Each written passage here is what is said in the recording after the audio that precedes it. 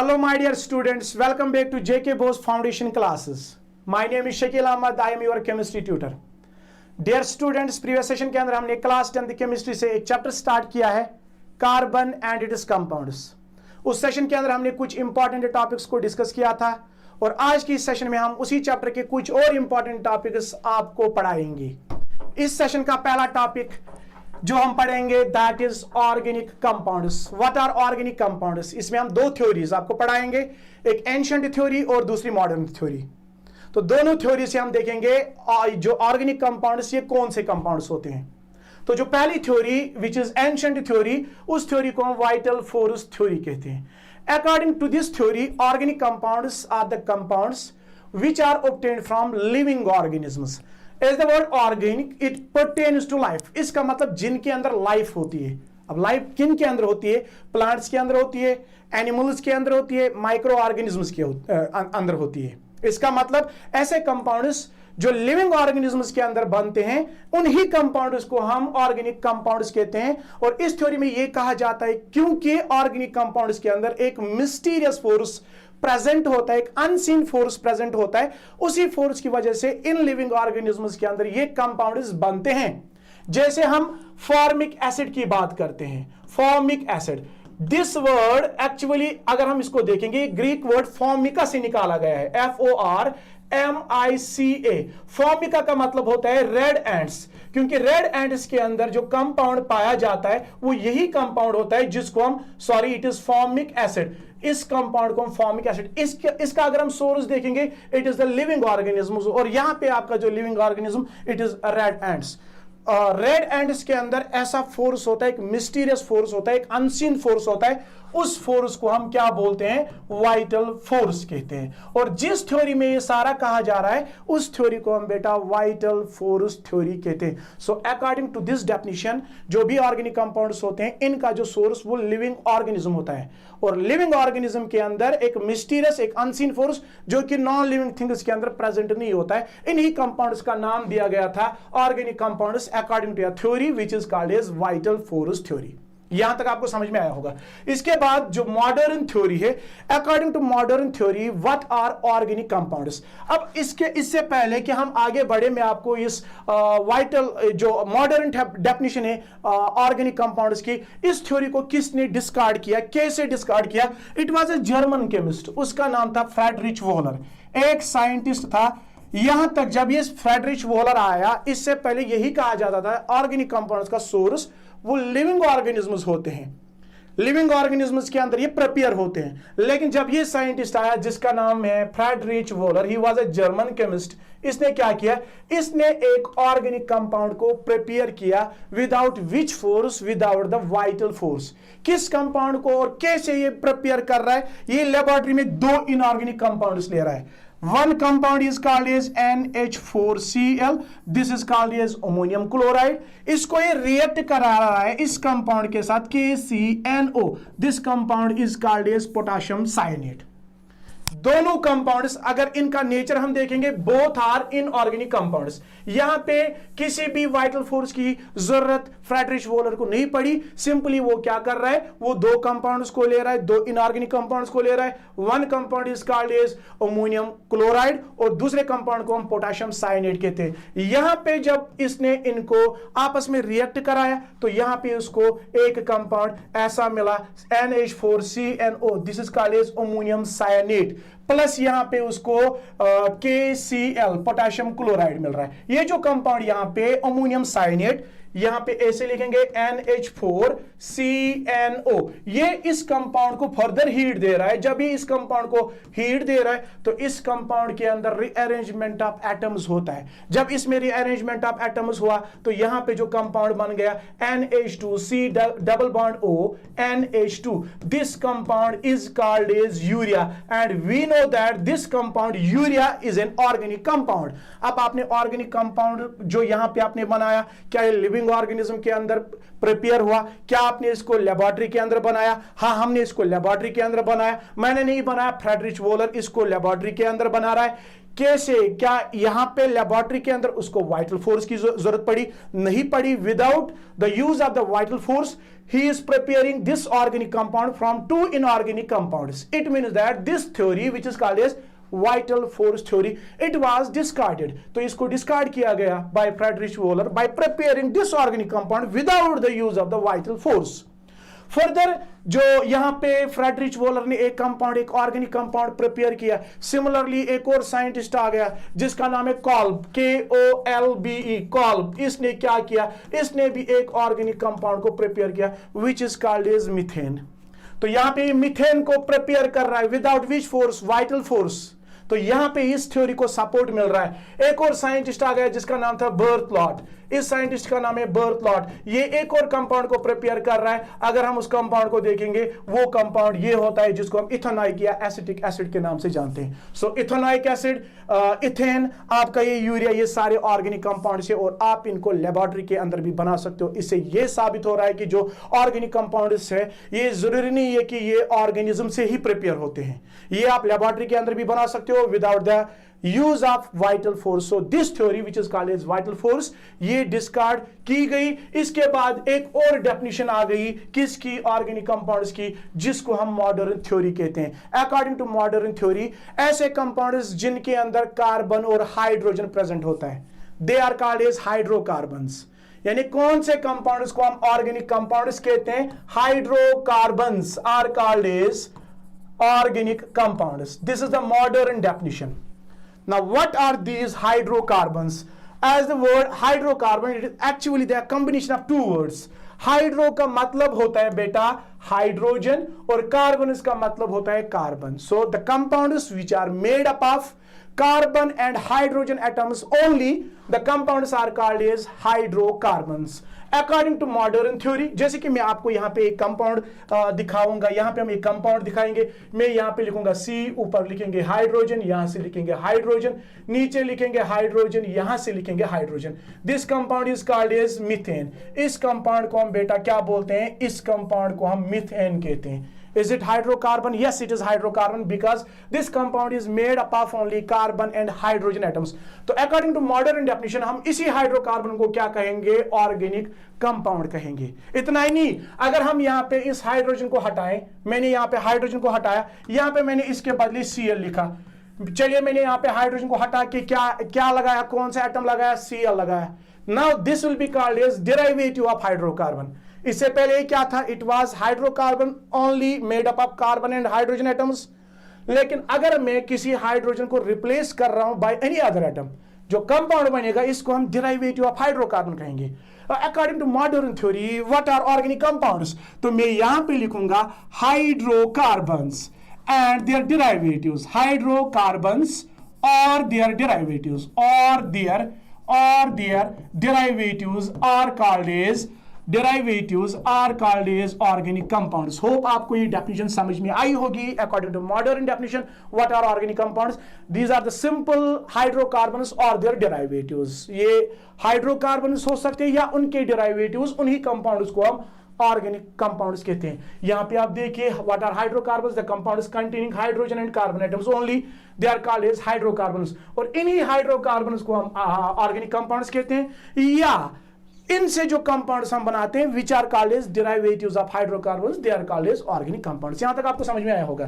Now what is this organic chemistry, जो आपको आगे जाके क्लास 11th में आपने अलग से पढ़नी है। ऑर्गेनिक केमिस्ट्री का वो ब्रांच है, it's a special branch of the chemistry in which deals with the study of hydrocarbons, जहां पे हम किसकी स्टडी करते हैं? हाइड्रोकार्बन्स की स्टडी करते हैं या उनके डेरिवेटिव्स की स्टडी करते हैं। जिस केमिस्ट्री के ब्रांच में हम किन के बारे में पढ़ते हैं? हाइड्रोकार्बन्स के बारे में पढ़ते हैं या उनके डेरिवेटिव्स के बारे में पढ़ते हैं। The special branch of chemistry is called as organic chemistry.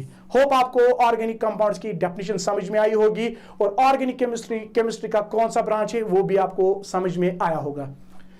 चलिए इसके बाद आगे बढ़ते हैं। जो हमारे हाइड्रोकार्बन्स होते हैं, this is very very important question from the board examination point of the view. ये क्वेश्चन आपकी बोर्ड एग्जाम में पूछा जाता है और ये पूछा भी जा सकता है इस साल। What are hydrocarbons, what are its types? तो अभी मैंने आपको बताया हाइड्रोकार्बन्स वो कंपाउंड्स होते हैं जो खाली कार्बन और हाइड्रोजन एटम्स के बने हुए होते हैं। तो इस लेक्चर के अंदर जो हम बात करेंगे, इस टॉपिक के अंदर जो हम बात करेंगे, हम खाली हाइड्रोकार्बन्स की बात करेंगे। जितने भी हमारे हाइड्रोकार्बन्स है वो सारे हाइड्रोकार्बन्स दो ग्रुप्स में डिवाइड किए गए हैं। पहले ग्रुप को हम सैचुरेटेड हाइड्रोकार्बन्स कहते हैं, दूसरे टाइप को हम अनसैचुरेटेड हाइड्रोकार्बन्स कहते हैं। ध्यान से सुनिएगा, जो हमारे हाइड्रोकार्बन्स होते हैं, compounds which are made up of only carbon and hydrogen atoms, they are of two types. First type is called as saturated hydrocarbons और दूसरे टाइप को हम अनसैचुरेटेड हाइड्रोकार्बन्स कहते हैं। Now what are these saturated hydrocarbons? These are those hydrocarbons in which carbon atoms are connected by single bonds only. ऐसे compounds, ऐसे organic compounds, ऐसे hydrocarbons जहां पे कार्बन और कार्बन के बीच में खाली कौन सा बॉन्ड प्रेजेंट होता है? Only single bond is present in between the carbon atoms. The bond which is formed by mutual sharing of one pair of electrons between two carbon atoms, that is called as single covalent bond. तो यहां पे ऐसे compounds के अंदर अगर हम देखेंगे carbon और कार्बन के बीच में खाली कौन सा बॉन्ड होता है? खाली सिंगल बॉन्ड होता है। तो ऐसे हाइड्रोकार्बन्स को हम सैचुरेटेड हाइड्रोकार्बन्स कहते हैं। मैं आपको यहां पे एक एग्जांपल बताऊंगा, CH3 सिंगल बॉन्ड CH3। यहां पे कार्बन और कार्बन के बीच में हाइड्रोकार्बन है, क्योंकि कार्बन और हाइड्रोजन एटम्स के आपको इस कंपाउंड में मिल रहे हैं। यहां पे कार्बन और कार्बन के बीच में कौन सा बॉन्ड है? Only single bond. तो इसी हाइड्रोकार्बन को हम सैचुरेटेड हाइड्रोकार्बन कहेंगे। यहां पे एक और example, CH3 single bond CH2 single bond CH3। इस कंपाउंड के अंदर कितने कार्बन एटम्स प्रेजेंट है और उनके बीच में कौन सा बॉन्ड प्रेजेंट है? उनके बीच में सिंगल बॉन्ड प्रेजेंट है। 3 कार्बन एटम्स के बीच में 2 सिंगल बॉन्ड्स प्रेजेंट है और साथ में इस कंपाउंड के अंदर खाली हाइड्रोजन एटम्स प्रेजेंट है। तो हाइड्रोकार्बन कहेंगे, लेकिन हाइड्रोकार्बन में आपने यहां पे आइडेंटिफाई करना है कार्बन और कार्बन के बीच का बॉन्ड का नेचर क्या है। यहां पे जब हम इसका नेचर देखते हैं तो it is single bond. So when there is single bond in between carbon atoms, hydrocarbon के अंदर जब आपको खाली सिंगल बॉन्ड नजर आए तो ऐसे हाइड्रोकार्बन को हम सैचुरेटेड हाइड्रोकार्बन्स कहते हैं। Saturated hydrocarbons, a hydrocarbon in which the carbon atoms are joined by a single bond। यहां पे कार्बन एटम्स के बीच में सिंगल बॉन्ड होता है। They are also called as alkanes. मैं अभी इनको एक एक करके आपको पढ़ाऊंगा। What are alkanes, what are alkenes, what are alkynes. इसके बाद जो इसमें दूसरा टाइप है, यहां पे जो हमारे हाइड्रोकार्बन्स होते हैं, हम जानते हैं जो carbon it has a tendency to form multiple bonds. ये मत खाली सिंगल बॉन्ड बनाता है, जैसे इन कंपाउंड्स के अंदर एक खाली सिंगल बॉन्ड बनाता है, ये कभी डबल बॉन्ड भी बनाता है, ये कभी ट्रिपल बॉन्ड भी बनाता है। ऐसे भी हमारे पास हाइड्रोकार्बन्स होते हैं जहां पे कार्बन और कार्बन के बीच में एटलीस्ट एक डबल बॉन्ड या एक ट्रिपल बॉन्ड प्रेजेंट होता है। तो ऐसे हाइड्रोकार्बन्स को हम बेटा अनसैचुरेटेड हाइड्रोकार्बन्स कहते हैं। याद रखिएगा, those hydrocarbons in which two carbon atoms are connected at least by one double bond। अगर किसी कंपाउंड के अंदर बहुत सारे सिंगल बॉन्ड्स और उसमें एक डबल बॉन्ड प्रेजेंट होगा कार्बन एटम्स के बीच में, तो उस वक्त उस हाइड्रोकार्बन को हम अनसैचुरेटेड हाइड्रोकार्बन कहते हैं। यहां पे हम ऐसे दिखाते हैं, कार्बन और कार्बन के बीच में खाली कौन सा बॉन्ड? खाली सिंगल बॉन्ड। वो मैं ऐसे दिखाऊंगा। यहां पे कार्बन और कार्बन के बीच में डबल बॉन्ड भी प्रेजेंट हो सकते हैं, वो हम ऐसे दिखाते हैं। यहां पे कार्बन और कार्बन के बीच में ट्रिपल बॉन्ड प्रेजेंट हो सकते हैं, जो हम ऐसे दिखाते हैं। अब अगर दोनों केस में, चाहे कंपाउंड के अंदर डबल बॉन्ड हो चाहे कंपाउंड के अंदर ट्रिपल बॉन्ड हो, दोनों को हम एक ही नाम देते हैं, अनसैचुरेटेड हाइड्रोकार्बन्स। नाउ अगर कंपाउंड के अंदर खाली ये डबल बॉन्ड प्रेजेंट होगा तो ऐसे अनसैचुरेटेड हाइड्रोकार्बन्स को हम अल्कीन्स कहते हैं। ये भी आपको पता होगा। ऐसी जब कंपाउंड के अंदर, हाइड्रोकार्बन के अंदर कार्बन और कार्बन के बीच में एटलीस्ट एक ट्रिपल बॉन्ड प्रेजेंट होता है तो उस वक्त हम ऐसे हाइड्रोकार्बन्स को हम अल्काइन्स कहते हैं। क्लियर हुआ? इसके बाद हम इसमें पहला जो टाइप पढ़ेंगे सैचुरेटेड हाइड्रोकार्बन्स का, जिनको हम अल्केन्स के नाम से भी जानते हैं। तो सबसे पहले हमने अल्केन्स देखने। What are these alkanes? क्या ये किसी पर्टिकुलर ऑर्गेनिक कंपाउंड का नाम है कि ये किसी फैमिली का नाम है? Exactly, it's the name of a family. जब हम फैमिली की बात करते हैं इसका मतलब इसमें एक ही कंपाउंड नहीं आएगा, इसमें बहुत सारे कंपाउंड्स आते हैं।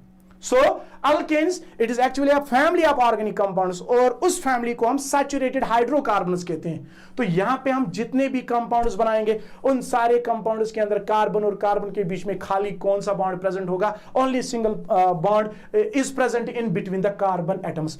चलिए मैं आपको दिखाता हूं। सबसे पहले अगर हम यहां पे अल्केन्स को फैमिली मान रहे हैं, इसका मतलब इसमें बहुत सारे कंपाउंड्स आते हैं। उन सारे कंपाउंड्स की जनरल फॉर्मूला क्या है? मैं यहां पे लिखूंगा CnH2n+2। यहां पे हम ऐसे जो इनकी जनरल फार्मूला लिखते हैं अल्केन्स की मैं बात कर रहा हूं। यहां पे कार्बन और कार्बन के बीच में कौन सा बॉन्ड प्रेजेंट होता है? Only single bond is present in between the carbon atoms. Family हो तो यहां पे इनकी जनरल फार्मूला होगी, जो इनकी जनरल फार्मूला वो CnH2n+2 होती है। ये याद रखना है, वायर जहां पे हम n का value, where n is equal to 1 2 3 up to n तक हम इसका वैल्यू देते हैं due to the property of the catenation of the carbon. क्योंकि कार्बन दो कार्बन के साथ बॉन्ड नहीं बनाता है, कभी 3, कभी 10, कभी 50, कभी 100, कभी 100 इसमें कार्बन एटम्स के साथ बॉन्ड बनाता है। तभी हम यहाँ पे n का वैल्यू वो क्या लेते हैं? वो 1 से लेते हैं। अब अगर हम n का वैल्यू 1 लेंगे, ऐसे for example if we take the value of n equal to 1, if n is equal to 1, then what will be the formula of the compound जो कि इस फैमिली के अंदर आता है। मैंने पहले ही बताया अल्केन्स हमारी फैमिली है, हाइड्रोकार्बन्स की ऐसी फैमिली जहां पे कार्बन और कार्बन के बीच में खाली सिंगल बॉन्ड प्रेजेंट होता है। अब इस फैमिली में हमने देखना है कि कौन कौन सा मेंबर आता है, तो इसके लिए आपके पास ये जनरल फॉर्मूला है। मैंने इस फॉर्मूला में क्या किया? मैंने n का वैल्यू 1 दिया। जब मैं n का वैल्यू 1 दे रहा हूं तो मुझे किसी कंपाउंड की फॉर्मूला मिलेगी। वो फॉर्मूला क्या होगी? मैं यहां पे लिखूंगा C1, ध्यान से सुनिएगा बेटा, H यहां पे हम ऐसे लिखेंगे 2 इंटू n का वैल्यू आपने 1 दिया प्लस लिखेंगे 2, तो ये आएगा C1, H2 इंटू 1 आएगा 2 प्लस 2 आएगा 4। तो इसको हम ऐसे भी लिख सकते हैं, और CH4 ऐसे हम इसको लिखते हैं। तो यहां पे अगर हम इसका स्ट्रक्चर बनाएंगे, कार्बन एक ही है, ये पहला मेंबर आता है अल्केन फैमिली का। यहां पे कार्बन एक, इसके साथ 4 हाइड्रोजन, मैं यहां से एक हाइड्रोजन दिखाऊंगा, यहां से एक हाइड्रोजन दिखाऊंगा, यहां से एक हाइड्रोजन दिखाऊंगा, और यहां से एक हाइड्रोजन दिखाऊंगा। मैंने प्रीवियस लेक्चर में आपको पढ़ाया है कि जो कार्बन है इसकी वैलेंसी वो 4 होती है। इसका मतलब इसके लास्ट शेल में 4 इलेक्ट्रॉन्स अवेलेबल रहते हैं बॉन्ड बनाने के लिए। ये इसका एक वैलेंस इलेक्ट्रॉन, ये इसका दूसरा वैलेंस इलेक्ट्रॉन, ये इसका एक और वैलेंस इलेक्ट्रॉन, और ये इसका एक और वैलेंस इलेक्ट्रॉन। एंड ये भी हम जानते हैं जो हाइड्रोजन है इसकी जो वैलेंसी वो 1 है। इसका मतलब इसका एक वैलेंस इलेक्ट्रॉन, इसका एक वैलेंस इलेक्ट्रॉन, इसका एक वैलेंस इलेक्ट्रॉन, इसका एक वैलेंस इलेक्ट्रॉन। ध्यान से सुनिएगा, ये आपने पहला मेंबर बनाया, इसमें 4 हाइड्रोजन एटम्स और एक कार्बन एटम प्रेजेंट है। अब ये एक दूसरे के साथ कैसे बॉन्ड बनाते हैं? ये इसलिए एक दूसरे के साथ बॉन्ड बनाते हैं सो दैट हर एक एटम की क्या हो जाए? वैलेंसी सेटिस्फाई हो जाए। अब यहाँ पे हाइड्रोजन को डुप्लेट कंप्लीट करना है, और यहाँ पे कार्बन अपना ऑक्टेट कंप्लीट करेगा। जब हम ऐसा स्ट्रक्चर बनाते हैं, इसमें जो एटम्स इन्वॉल्व होते हैं उन एटम्स के last electron, I mean to say valence electrons, जब हम ऐसे स्ट्रक्चर में रिप्रेजेंट करते हैं, so this representation is called as electron dot structure. इसको हम बेटा इलेक्ट्रॉन डॉट स्ट्रक्चर कहते हैं। अब मैं यहाँ पे आपको इसी स्ट्रक्चर के अंदर इलेक्ट्रॉन डॉट स्ट्रक्चर में शेयरिंग दिखाऊंगा, कैसे शेयर करते हैं। आप सबसे पहले हाइड्रोजन एटम्स की वैलेंसी को सेटिस्फाई कीजिए। जरा मुझे बताया हाइड्रोजन क्या कंप्लीट करेगा? It will complete it is duplet, तो ये इसके साथ अपना एक इलेक्ट्रॉन शेयर करेगा, ये अपना एक इलेक्ट्रॉन इस कार्बन के इस इलेक्ट्रॉन के साथ शेयर करेगा। सिमिलरली हाइड्रोजन का ये इलेक्ट्रॉन कार्बन के इस इलेक्ट्रॉन के साथ शेयर करेगा। ऐसे यहां पे ये हाइड्रोजन अपना एक इलेक्ट्रॉन कार्बन के इस इलेक्ट्रॉन के साथ शेयर कर रहा है। इसका भी डुप्लेट कंप्लीट, इसका भी डुप्लेट, इसका भी डुप्लेट, इसका भी डुप्लेट, सबका डुप्लेट कंप्लीट हो रहा है। Is it clear? Very good. अब रही बात कार्बन की, इसके लास्ट शेल में 1 2 3 4, तो ये क्या करेंगे? ये 4 इलेक्ट्रॉन्स किन के साथ? हाइड्रोजन के 4 इलेक्ट्रॉन्स के साथ शेयर होंगे। ऐसे यहां पे हम दिखाएंगे, this is the sharing of the electrons. अब इस शेयरिंग में जब हम देखते हैं, आप जरा देखिए, यहां पे कार्बन था आपका, ऊपर इसने हाइड्रोजन के साथ एक इलेक्ट्रॉन पेयर शेयर किया, ये इसका एक इलेक्ट्रॉन, ये इसका एक, यानी इनके बीच में एक इलेक्ट्रॉन पेयर शेयर हो रहा है, तो उसको हम सिंगल बॉन्ड कहेंगे। यहां से भी एक इलेक्ट्रॉन पेयर शेयर हो रहा है, तो सिंगल बॉन्ड हाइड्रोजन के साथ, नीचे भी एक इलेक्ट्रॉन पेयर और यहां से भी एक इलेक्ट्रॉन पेयर, तो यहां पे कार्बन और हाइड्रोजन के बीच में यहां पे 4 covalent bond, 4 single bonds present है। This is called a structural formula. इसको हम बेटा स्ट्रक्चरल फार्मूला कहते हैं, ये भी याद रखिएगा, स्ट्रक्चरल फार्मूला। इसमें अगर हम इसको थोड़ा और कंडेंस करेंगे, मैं लिखूंगा यहां पे ऐसे सी के साथ 1 2 3 4, तो यहां पे हम लिखेंगे CH4। This is called as condensed formula. इसको हम बेटा कंडेंस्ड फार्मूला कहते हैं, कंडेंस्ड फार्मूला कहते हैं। This is called as condensed formula. इस कंपाउंड का नाम है मीथेन। अभी नॉमेनक्लेचर आपने नहीं पढ़ा है, तो इसके बाद मैं आपको नॉमेनक्लेचर भी पढ़ाऊंगा। इस कंपाउंड का नाम है मीथेन।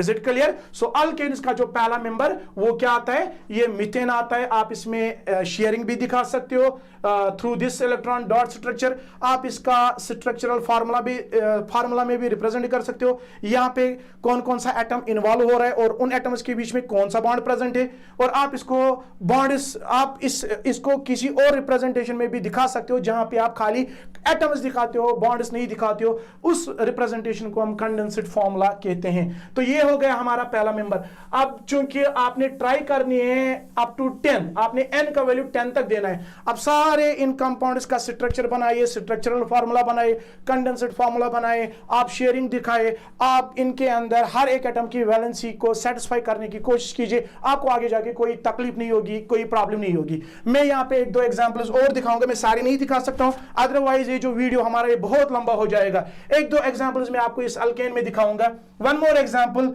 चलिए अब हम n का value, if we take the value of n equal to 5, अगर हम n का वैल्यू 5 देते हैं तो जो फॉर्मूला बनेगी एक और ऑर्गेनिक कंपाउंड की जो इस फैमिली के अंदर आता है, दैट विल बी C5। यहां पे लिखेंगे H2 इंटू 5 प्लस 2, ये आएगा C5, 2 इंटू 5 हो गया 10 प्लस 2 हो गया 12। तो अब आपने ऐसा कंपाउंड बनाना है, उस कंपाउंड के अंदर आपने एक तो 5 कार्बन एटम्स ड्रा करने और 12 हाइड्रोजन एटम्स ड्रा करने हैं। ऐसा नहीं कि आपके पास ये फॉर्मूला है तो आप स्ट्रक्चर दूसरा बनाओगे, उसमें आप 4 ही कार्बन एटम्स दिखाओगे, हाइड्रोजन बराबर दिखाओगे। आपने 5 कार्बन एटम्स बराबर दिखाए, हाइड्रोजन को आपने कम या ज्यादा रखा तो स्ट्रक्चर गलत माना जाता है। फॉर्मूला के अंदर आपने चेक करना है कि कितने एटम्स किस एलिमेंट के प्रेजेंट है, वो सारे आपने ड्रा करने हैं और फिर उसके बाद ऐसे शेयरिंग दिखानी है सो दैट हर एक एटम की वैलेंसी वो क्या हो जाए, सेटिस्फाई हो जाए। जरा मुझे बताइए बेटा, यहाँ पे कार्बन कितने हैं? 5, तो हम यहाँ पे 5 कार्बन एटम ड्रा करेंगे। What we are talking about, we are talking about alkanes. इसका मतलब इस कार्बन के बीच में single bond, single bond, single bond, single bond. इन कार्बन एटम्स के बीच में खाली कौन सा बॉन्ड प्रेजेंट होता है? क्योंकि अल्केन्स में कार्बन एटम्स के बीच में खाली सिंगल बॉन्ड होता है। तो मैं यहां से एक इलेक्ट्रॉन, यहां से एक इलेक्ट्रॉन, ये एक इलेक्ट्रॉन इसका मैं क्यों इसे इस साइड से दिखा रहा हूं, इसका एक इलेक्ट्रॉन इस साइड से क्यों दिखा रहा हूं? क्योंकि ये खाली एक इलेक्ट्रॉन पेयर आपस में शेयर करेंगे। ऐसे ही इसका यहां पे देखेंगे, इसके इस साइड से एक, इसका एक इलेक्ट्रॉन यहां से, इसका एक इलेक्ट्रॉन यहां से, इसका एक इलेक्ट्रॉन यहां से, इसका एक इलेक्ट्रॉन यहां से। हर एक कार्बन के ऊपर कितने इलेक्ट्रॉन्स होते हैं, वैलेंस इलेक्ट्रॉन्स? 4 तो मैंने अभी एक ही दिखाया, दूसरा यहां पे दिखाऊंगा, तीसरा यहां पे दिखाऊंगा, चौथा यहां पे दिखाऊंगा। ये हो गए 4 valence electrons on this carbon atom. Similarly इस कार्बन एटम के ऊपर भी 4 वैलेंस इलेक्ट्रॉन्स होंगे। आपने अभी 2 ही दिखाए, एक यहां से दिखाया, एक यहां से दिखाया। इसका मतलब इसके ऊपर और 2 वैलेंस इलेक्ट्रॉन्स होंगे, वो हम ऐसे दिखाएंगे। सिमिलरली इस कार्बन एटम के ऊपर भी 4, 1 2 3 4, यहां पे भी 4, 1 2 3 4, यहां पे भी अभी इसमें आपने 2 ही दिखाए, तो यहां पे 1 2 3 एंड 4। यहां तक आपको समझ में आया होगा। 1 2 3 4 5, ये आएगा C5। अब इसमें हाइड्रोजन 12 है, तो आपने 6 हाइड्रोजन एटम्स को एक ही कार्बन पे नहीं डालने। जितनी इसकी वैलेंसी होगी तो उसी हिसाब से आपने इन हाइड्रोजन एटम्स को भी डिस्ट्रीब्यूट करना है। जैसे कि मैं आपको यहां पे बताऊं, इस कार्बन के ऊपर 4 वैलेंस इलेक्ट्रॉन से एक वैलेंस इलेक्ट्रॉन इसके साथ शेयर करेगा। 4 में से अब कितने बचे? 3 ही बचे। इसका मतलब इन 3 वैलेंस इलेक्ट्रॉन्स के साथ क्या प्रेजेंट होंगे? 3 हाइड्रोजन एटम। एक यहां से, वो मैं ऐसे इसका वैलेंस इलेक्ट्रॉन दिखाऊंगा, यहां से एक, यहां से इसका वैलेंस इलेक्ट्रॉन, और यहां से एक हाइड्रोजन, यहां से इसका वैलेंस इलेक्ट्रॉन। बीच वाले कार्बन को देखिए, यहां से एक इलेक्ट्रॉन इस कार्बन के साथ शेयर कर रहा है, यहां से एक शेयर कर रहा है। 4 में से 2 कार्बन एटम्स के साथ शेयर कर रहा है। अब बचे 2, तो ऊपर इसके साथ एक हाइड्रोजन, नीचे इसके साथ एक और हाइड्रोजन।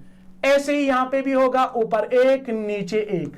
आप इस कार्बन को देखिए, ऊपर एक, नीचे एक, सो दैट हर कार्बन की वैलेंसी या हाइड्रोजन एटम की वैलेंसी वो सेटिस्फाई होनी चाहिए। अब जो ये लास्ट वाला टर्मिनल कार्बन है, इसने एक इलेक्ट्रॉन इस कार्बन के साथ शेयर किया है। अब बचे 3, तो इसका मतलब इसके साथ 3 हाइड्रोजन एटम, वो हम ऐसे दिखाएंगे, यहाँ पे ऐसे, यहाँ पे ऐसे, यहाँ पे ऐसे दिखाएंगे। अब जरा चेक कीजिए इस कंपाउंड के अंदर कार्बन एटम्स 1 2 3 4 5, तो C5 आ गया। हाइड्रोजन 1 2 3 4 5 6 7 8 9 10 11 12 हाइड्रोजन एटम्स भी यहां पे आ गए। अब इसमें हम शेयरिंग दिखाएंगे। This representation is called as what? इसको हम इलेक्ट्रॉन डॉट स्ट्रक्चर कहते हैं। अब यहां पे हाइड्रोजन एटम्स की शेयरिंग करेंगे। ये अपना डुप्लेट कंप्लीट करेंगे। हर एक हाइड्रोजन एटम आपने अपना एक इलेक्ट्रॉन कार्बन के एक इलेक्ट्रॉन के साथ ऐसे शेयर कर रहा है, यहाँ पे इसके साथ शेयर करेगा। ऐसे आप यहाँ पे खुद इसमें ये शेयरिंग दिखा सकते हो, हाइड्रोजन का एक इलेक्ट्रॉन कार्बन के एक इलेक्ट्रॉन के साथ यहाँ पे शेयर हो रहे हैं, तो यहाँ पे हाइड्रोजन एटम्स की वैलेंसी वो सेटिस्फाई हो रही है। अब रही बात कार्बन एटम्स की वैलेंसी कैसे यहाँ पे सेटिस्फाई होगी, ये देखिए आप कार्बन के लास्ट शेल में 4 1 2 3 4 और 4 चाहिए, 3 कहां से लेगा, इन 3 हाइड्रोजन एटम से लेगा।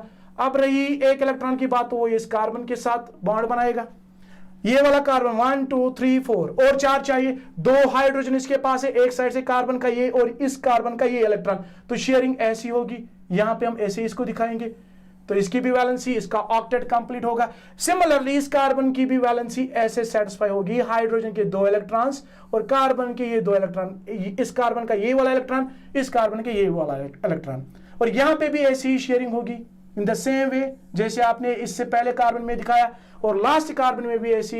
यहाँ पे इसके साथ 3 हाइड्रोजन एटम्स प्रेजेंट है, इसका मतलब इनके 3 जो इलेक्ट्रॉन्स कार्बन के एक इलेक्ट्रॉन के साथ ऐसे शेयर होंगे। तो यहाँ पे आप जरा चेक कीजिए, यहाँ पे आप जरा चेक कीजिए हर एक एटम की वैलेंसी सेटिस्फाई हो रही है कि नहीं हो रही है। This is called as sharing. अब इसका हम स्ट्रक्चरल फार्मूला में इसको रिप्रेजेंट करेंगे। ये आपके पास कार्बन था, ऊपर ये हाइड्रोजन के साथ, यहाँ पे आप देखिए एक बॉन्ड बना रहा है, सिंगल बॉन्ड बना रहा है, वहां से भी सिंगल बॉन्ड बना रहा है, यहां से भी सिंगल बॉन्ड बना रहा है, यहां से कार्बन और कार्बन के बीच में सिंगल बॉन्ड, एक ही इलेक्ट्रॉन पेयर शेयर हो रहा है। तो कार्बन ऊपर हम दिखाएंगे हाइड्रोजन, नीचे हम दिखाएंगे हाइड्रोजन, यहां से हम दिखाएंगे कार्बन, ऊपर हाइड्रोजन। आप जरा चेक कीजिए, नीचे हाइड्रोजन, यहां पे कार्बन, ऊपर हाइड्रोजन, नीचे हाइड्रोजन, यहां से कार्बन, ऊपर हाइड्रोजन, नीचे हाइड्रोजन, और लास्ट में यहां पे हाइड्रोजन आएगा। This structure will be called as structural formula. अब इसके बाद इसको हम कंडेंस कर सकते हैं। कैसे कंडेंस कर सकते हैं? कंडेंस्ड फार्मूला में हम क्या दिखाते हैं, कौन से ये बॉन्ड्स दिखाते हैं, एटम्स दिखाते हैं, वहां पे हम खाली एटम्स दिखाते हैं, बॉन्ड्स नहीं दिखाते हैं। कभी कभार बॉन्ड्स दिखाते हैं but only between carbon atoms. Carbon और हाइड्रोजन के बीच में जो बॉन्ड होता है उसको हम कम करते हैं। जैसे कि मैं यहाँ पे आपको दिखाऊंगा, जो पहला कार्बन है, इस पहले कार्बन के साथ 3 हाइड्रोजन 1 2 3, तो मैं ऐसे लिखूंगा CH3। इसके बाद कार्बन और कार्बन के बीच का बॉन्ड हम दिखाते हैं, कभी कभार, कभी नहीं दिखाते हैं। फिर यहाँ पे आएगा C, इस दूसरे कार्बन के साथ 2 हाइड्रोजन एटम्स, तो मैं यहाँ पे इसको ऐसे लिखूंगा CH2। आप तीसरे कार्बन पे देखिए कितने हाइड्रोजन एटम्स, 2 ही है। आप चौथे कार्बन पे देखिए 2 ही है। आप 5th कार्बन पे, लास्ट कार्बन पे, टर्मिनल कार्बन पे देखिए, उस पे 3 हाइड्रोजन एटम्स प्रेजेंट है। So this representation is called as condensed formula. आप इसका बॉन्ड लाइन नोटेशन में भी एक और रिप्रेजेंटेशन है जहां पे हम किसी कंपाउंड को खाली बॉन्ड से दिखाते हैं, जैसे कि यहां पे 1 2 3 4 एंड 5, ये इसकी बॉन्ड लाइन नोटेशन है। This representation is called as bond line notation. वैसे बॉन्ड लाइन नोटेशन आपके एग्जाम में नहीं है, आप बस यहां तक याद रखिए। इस कंपाउंड का जो नाम आएगा 1 2 3 4 5, तो इसका नाम आएगा PENT, पेंट। और इनके बीच में, कार्बन एटम्स के बीच में जब सिंगल बॉन्ड होता है तो पीछे हम ऐड करते हैं एन, डबल बॉन्ड होगा तो इन, ट्रिपल बॉन्ड होगा तो आइन। यहां पे कार्बन और कार्बन के बीच में खाली आपको कौन सा बॉन्ड नजर आता है? सिंगल बॉन्ड नजर आता है। तो आपने इस पेंट के पीछे कौन सा लेटर, कौन सा वर्ड ऐड करना है, उसको हम एन लिखते हैं। तो कंपाउंड का नाम आएगा एन पेंटेन। चूंकि यहाँ पे कार्बन एटम्स का अरेंजमेंट वो स्ट्रेट है, that is why we write this small letter in front of this name, n pentane, normal pentane इसका नाम आएगा। आप ट्राई कर सकते हो, मैंने आपको एन का वैल्यू 1 दिखाया, एन का वैल्यू 5 दिखाया। आप एन का वैल्यू 2 दीजिए, 3 दीजिए, 4 दीजिए, 6 दीजिए, 7 दीजिए, 8 अप टू 10 तक आपने इनके सारे स्ट्रक्चर्स, आपने अरेंजमेंट दिखानी है, शेयरिंग दिखानी है, आपने स्ट्रक्चरल फार्मूला दिखानी है, आपने इनकी कंडेंस्ड फार्मूला दिखानी है। जब जिसको ये आएगा तो उसको आगे जाके कोई टेंशन, कोई तकलीफ नहीं होगी ऑर्गेनिक केमिस्ट्री को पढ़ने में। चलिए, इसके बाद ये हो गया एक मेंबर हमारे हाइड्रोकार्बन्स का। अब इसके बाद जो हमारा दूसरा टाइप है हाइड्रोकार्बन्स का, which are called as unsaturated hydrocarbons. अभी आपने बताया अनसैचुरेटेड हाइड्रोकार्बन्स ऐसे कंपाउंड्स होते हैं, ऐसे ऑर्गेनिक कंपाउंड्स होते हैं जहां पे कार्बन और कार्बन के बीच में या तो डबल बॉन्ड प्रेजेंट होगा या ट्रिपल बॉन्ड प्रेजेंट होगा। Such type of hydrocarbons are called as unsaturated hydrocarbons. अब अगर कार्बन और कार्बन के बीच में कंपाउंड के अंदर एटलीस्ट एक डबल बॉन्ड प्रेजेंट होगा। अब आपको पता है डबल बॉन्ड कैसे बनता है? 2 एटम्स के बीच में जब 2 इलेक्ट्रॉन पेयर शेयर होते हैं तो आपके पास कोई ऑर्गेनिक कंपाउंड है, उसमें बहुत सारे सिंगल बॉन्ड्स, लेकिन एक डबल बॉन्ड आपको उसमें मिल रहा है, तो उस कंपाउंड को हम अल्कीन कहते हैं, अनसैचुरेटेड, लेकिन कौन सा टाइप, उसको हम अल्कीन कहते हैं। What are alkenes? These are unsaturated hydrocarbons. पहली बात याद रखनी है, कैसे hydrocarbons, where two carbon atoms are connected at least by one double bond। तो ऐसे इसकी हम रिप्रेजेंटेशन दिखाते हैं, C डबल बॉन्ड C, और यहां पे हम इसको ऐसे दिखाते हैं, यानी एक डबल बॉन्ड का जरूर ये इसका होना है एक कंपाउंड के अंदर, तभी हम उसको क्या कहेंगे, अनसैचुरेटेड कंपाउंड, तभी हम उसको अल्कीन कहेंगे। अब यहां पे चूंकि ये भी एक फैमिली है, जाहिर सी बात है जब फैमिली की बात करेंगे इसमें भी बहुत सारे ऑर्गेनिक कंपाउंड्स आएंगे, और जो ऑर्गेनिक कंपाउंड्स आप यहां पे बनाते हो किस फॉर्मूला से बनाते हो, सो इनकी जो जनरल फॉर्मूला है वो है CnH2n, हाँ CnH2n, खाली CnH2n।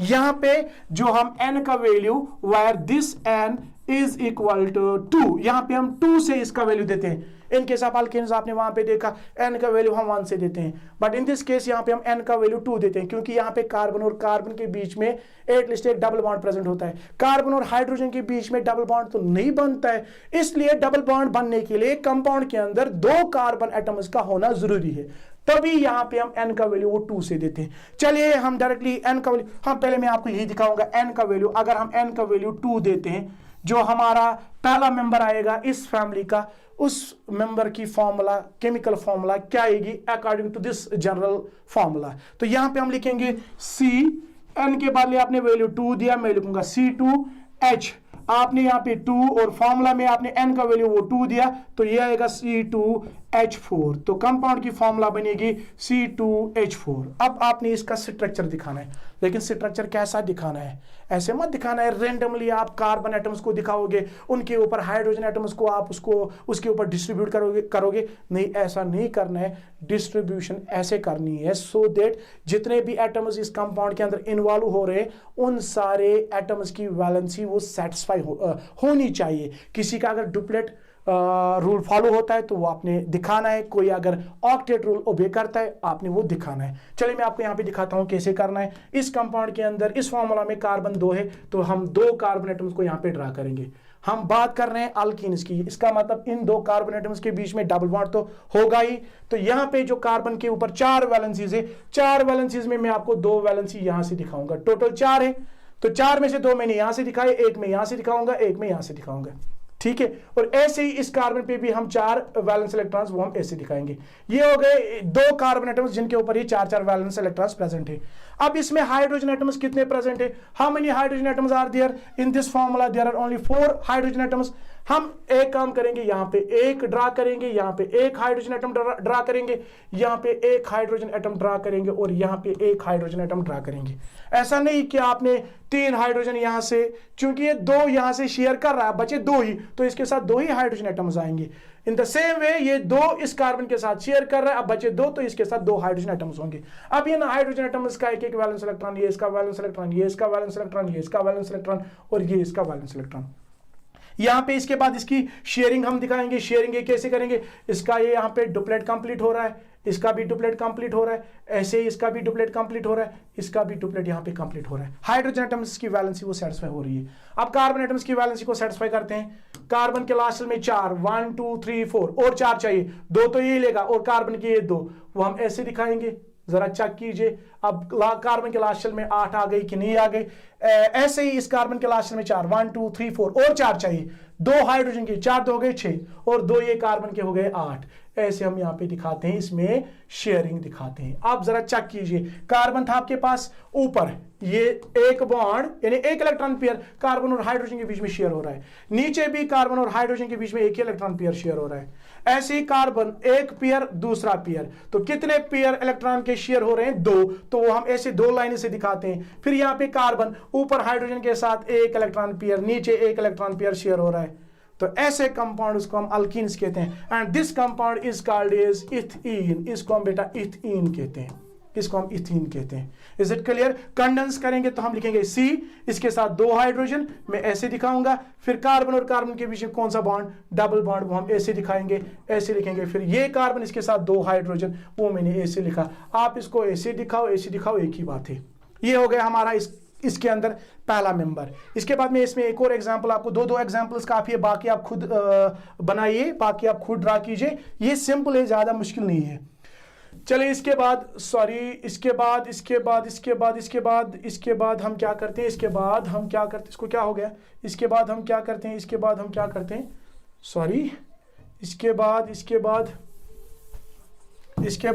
बाद एक और एग्जांपल, अगर हम n का वैल्यू क्या देते हैं, if we take the value of n equal to, चलिए हम यहाँ पे n का वैल्यू 6 देंगे।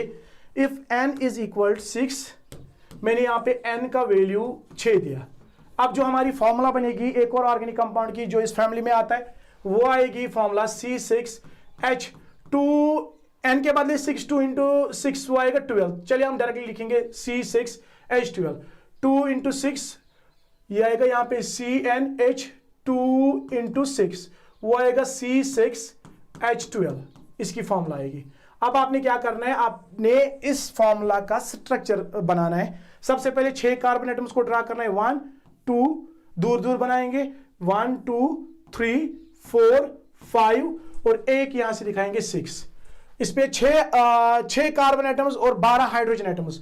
तो यहां पे अभी हम किसकी बात कर रहे हैं, we are talking about alkanes. इसका मतलब यहां पे डबल बॉन्ड कहीं पे प्रेजेंट होगा, या तो इन 2 कार्बन एटम्स के बीच में या इन 2 कार्बन एटम्स के बीच में। आप कहोगे कि एक से ज्यादा डबल बॉन्ड्स हम यहां पे क्यों नहीं दिखा सकते हैं? अगर हम एक से ज्यादा डबल बॉन्ड्स यहां पे ड्रा करेंगे, आपके जो हाइड्रोजन एटम्स वो बहुत कम होंगे। आपने ऐसा स्ट्रक्चर बनाना है सो दैट कार्बन भी 6 आने चाहिए और हाइड्रोजन एटम्स भी 12 आने चाहिए। तो अगर मैं यहाँ पे डबल बॉन्ड डालूं, पहले ही 2 कार्बन के बीच में, मैं ऐसे इसमें शेयरिंग दिखाऊंगा। कार्बन पे 4, तो 4 में से 2 आपने यहाँ पे दिखाए, एक यहाँ पे दिखाएंगे, एक यहाँ पे दिखाएंगे। अब रही बात इस कार्बन की, ये इस कार्बन के साथ भी बॉन्ड बना रहा है, इसका मतलब 2 इसके साथ, एक इसके साथ, अब रहा इसके साथ 1 इलेक्ट्रॉन, वो हम यहाँ पे दिखाएंगे। इस कार्बन, ये एक बॉन्ड इस कार्बन के साथ बना रहा है, एक बॉन्ड इस कार्बन के साथ बना रहा है, तो 2 आपने 2 में से 4 में से 2 आपने दिखाए, एक यहाँ से एक यहाँ से। अब रही बात 2, तो 2 यहाँ से होंगे। ऐसे ही इस पे भी एक यहाँ पे, एक यहाँ पे, एक यहाँ पे, यहाँ पे, यहाँ पे, यहाँ पे और यहाँ पे, और लास्ट कार्बन पे भी 4 इलेक्ट्रॉन्स वो ऐसे प्रेजेंट होंगे, ऐसे। ये होगी इसमें शेयरिंग। फिर इसमें 12 हाइड्रोजन एटम्स है। आप जरा चेक कीजिए पहले कार्बन पे कितने हाइड्रोजन एटम्स होंगे, 3 होंगे कि 2 ही होंगे? 2 ही होंगे, क्योंकि ये 2 इस कार्बन के साथ शेयर कर रहा है। तो यहाँ पे हम 1 दिखाएंगे, यहाँ पे हम 1 दिखाएंगे। Is it clear? शाबाश। इसके बाद ये जो कार्बन है बीच वाला दूसरा कार्बन, 4 में से 2 इसके साथ शेयर कर रहा है, 1 इसके साथ, तो हो गए 7। अब रही बात 1 की, तो यहाँ पे इसके साथ 1 ही हाइड्रोजन प्रेजेंट होगा, इसके साथ 2, क्यों? 4 में से 1 यहां से, 1 यहां से बॉन्ड बना रहा है, तो 2 इसके साथ हाइड्रोजन एटम्स प्रेजेंट होंगे ऐसे।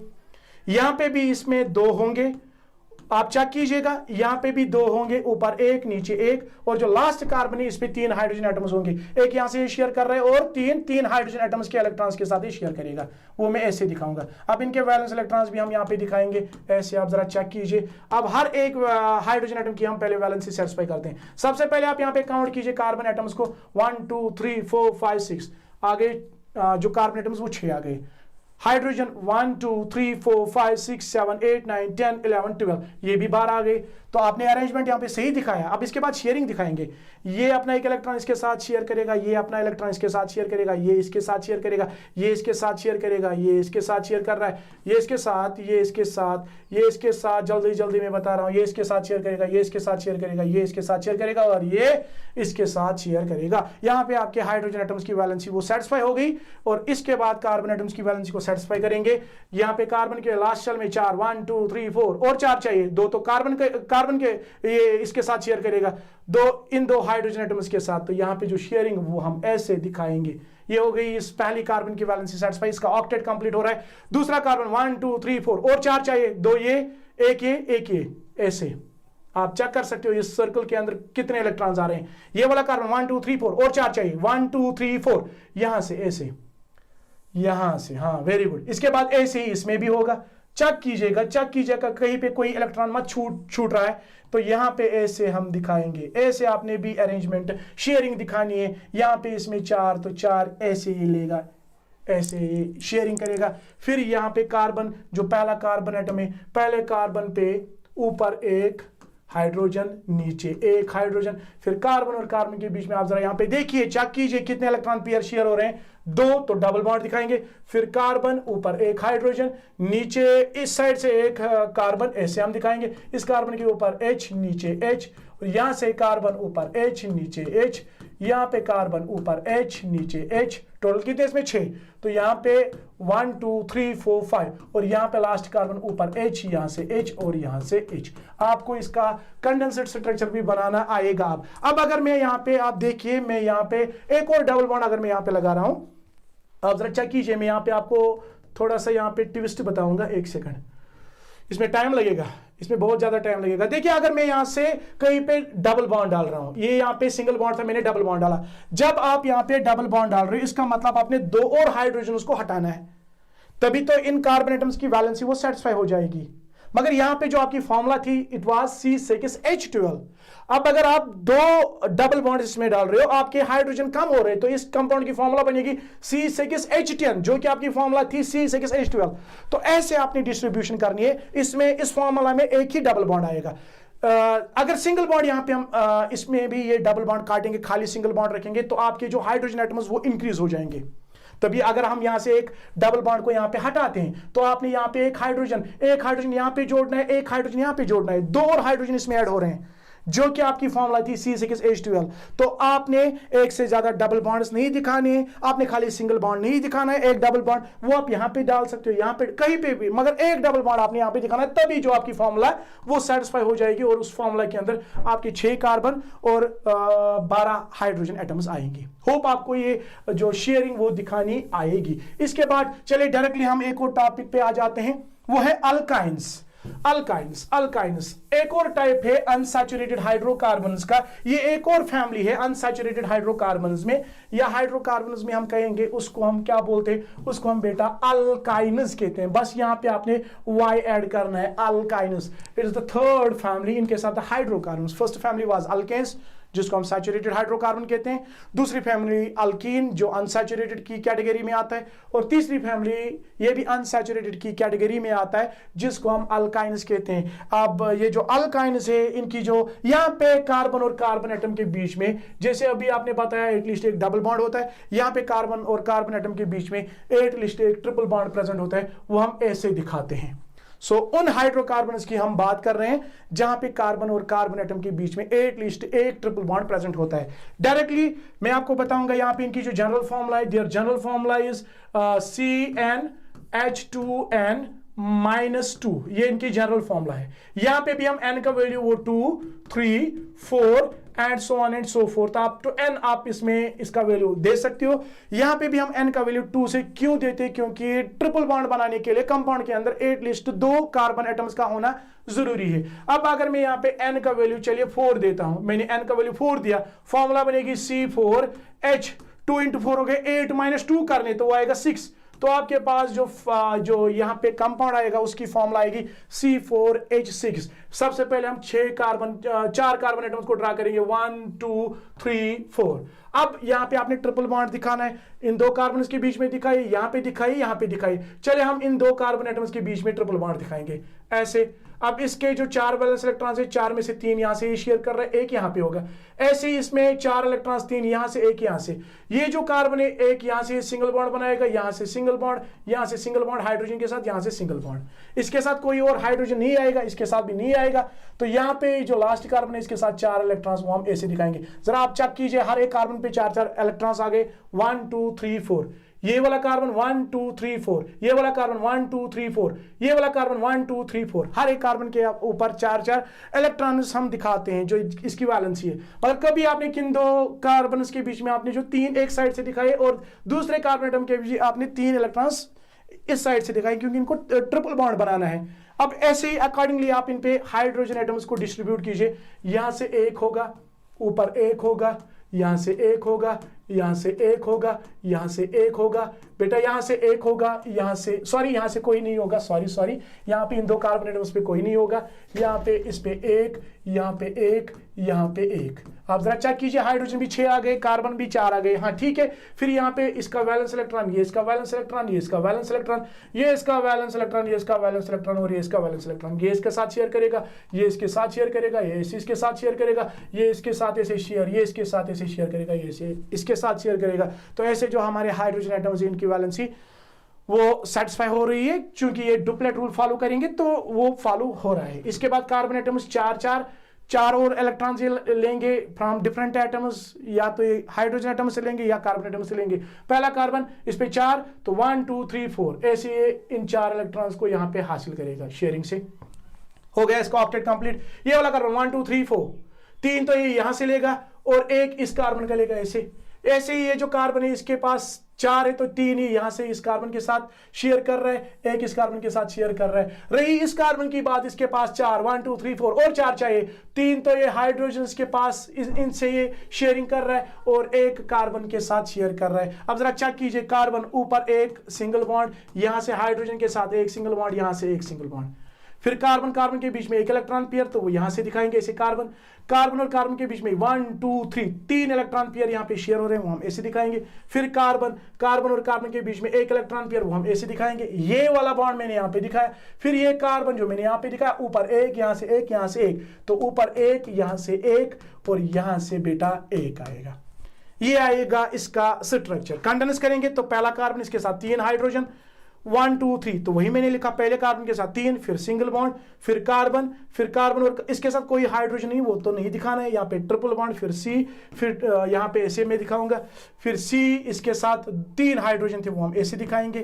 तो इसका जो नाम आएगा दैट विल बी ब्यूट-टू-आइन। नॉमेनक्लेचर में अभी आपको पढ़ाऊंगा, ठीक है। तो ऐसे आप, चाहे वो आपके अल्केन्स हो, चाहे वो आपके अल्कीन्स हो, चाहे वो आपके अल्काइन्स हो, आप n का वैल्यू अल्केन्स में 1 से दीजिए अप टू 10, आप अल्कीन्स में n का वैल्यू 2 से 10, आप अल्काइन्स में n का वैल्यू 2 से 10 दीजिए। इनके आप स्ट्रक्चर्स दिखाइए, इलेक्ट्रॉन डॉट स्ट्रक्चर्स दिखाइए, उसमें आप शेयरिंग दिखाइए। शेयरिंग से आपकी बहुत ज्यादा प्रैक्टिस होगी और आपका जो होल्ड इस टॉपिक पे बहुत अच्छा रहेगा।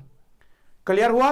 तो हाइड्रोकार्बन्स का टॉपिक हमारा कंप्लीट हो गया। अगर आपको एग्जाम में पूछा जाए व्हाट आर हाइड्रोकार्बन्स, तो डेफिनेशन सिंपल लिखनी है, hydrocarbons are the compounds which are made up of only carbon and hydrogen atoms. Hydrocarbons के 2 types, saturated and unsaturated. Saturated hydrocarbons are also called as alkanes, वहां पे carbon और carbon के बीच में खाली single bond. And unsaturated hydrocarbons के बीच में, उनके अंदर कंपाउंड्स में कार्बन और कार्बन एटम के बीच में या तो डबल बॉन्ड होगा या ट्रिपल बॉन्ड होगा। अगर डबल बॉन्ड होगा तो अल्कीन कहेंगे, अगर ट्रिपल बॉन्ड होगा तो अल्काइन कहेंगे। इनके स्ट्रक्चर्स आपको बनाने आएंगे, आपने हर एक एटम की वैलेंसी को सेटिस्फाई करना है। This is all about the hydrocarbons. Now move to the next topic of the same chapter, that is nomenclature of organic compounds. अभी जो मैं कुछ compounds का नाम बता रहा था, ब्यूट-टू-आइन, am I right? मैंने पहले लेक्चर में क्या बोलते हैं उसको, मिथाइल 2 मिथाइल प्रोपेन नाम दिया, किसी का मैंने इथेन नाम दिया, किसी का मैंने पेंटेन नाम दिया। ये नाम हम कैसे देते हैं ऑर्गेनिक कंपाउंड्स का, तो वही हमने पढ़ना है। एक इंपॉर्टेंट टॉपिक माना जाता है, आगे जाके आपको क्लास 11th में भी इसका यूज करना है, क्लास 12th में यूज करना है, इवन कि आपकी नीट में इसके रिलेटेड 1-2 क्वेश्चंस पूछे जाते हैं। So this topic is very very very very important. चलिए स्टार्ट करते हैं, सिखाऊंगा आपको कैसे ऑर्गेनिक कंपाउंड्स का नाम दिया जाता है।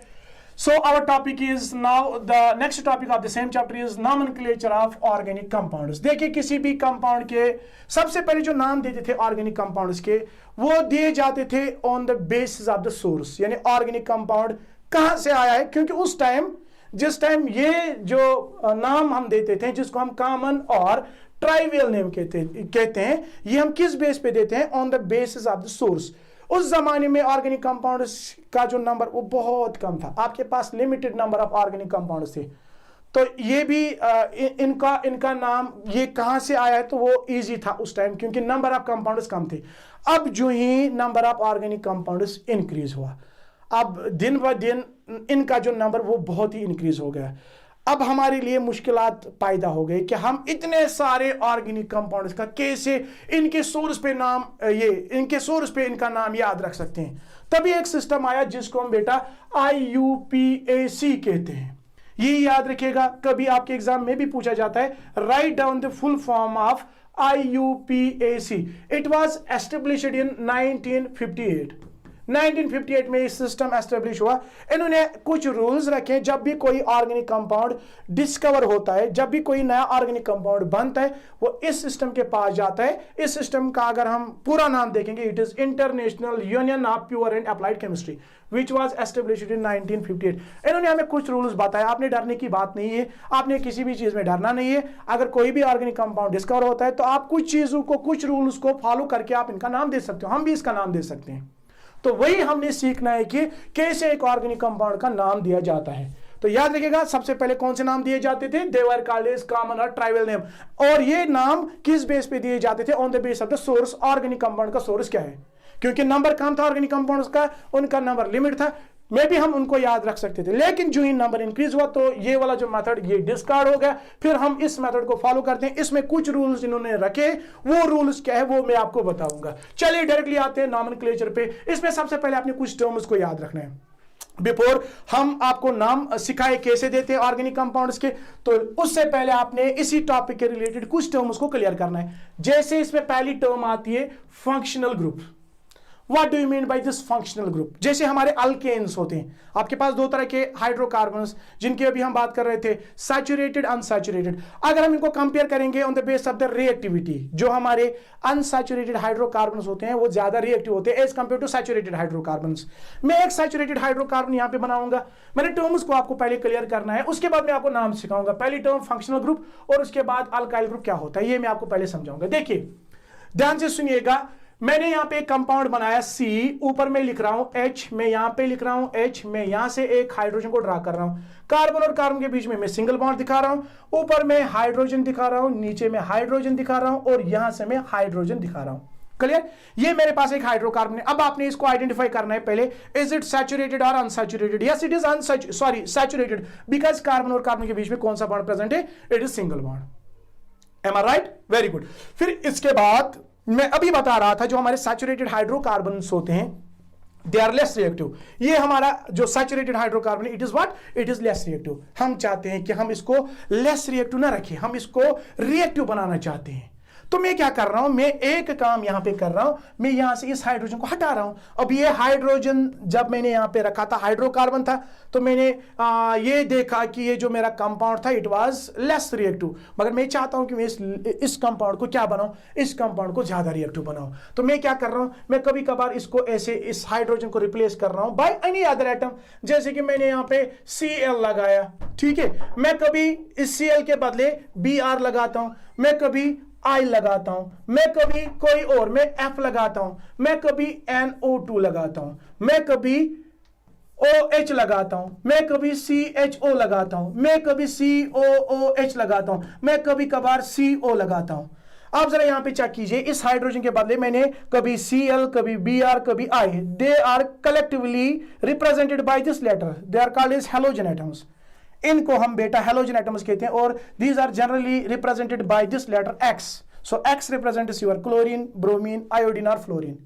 Sometimes we replace this hydrogen by these halogen atoms or sometimes by these group of atoms. कभी कभार नाइट्रो से, कभी कभार हाइड्रोक्सिल ग्रुप से, कभी कभार एल्डिहाइड ग्रुप से, कभी कभार कार्बोक्सिलिक एसिड के ग्रुप से, कभी कभार एमाइन के ग्रुप से।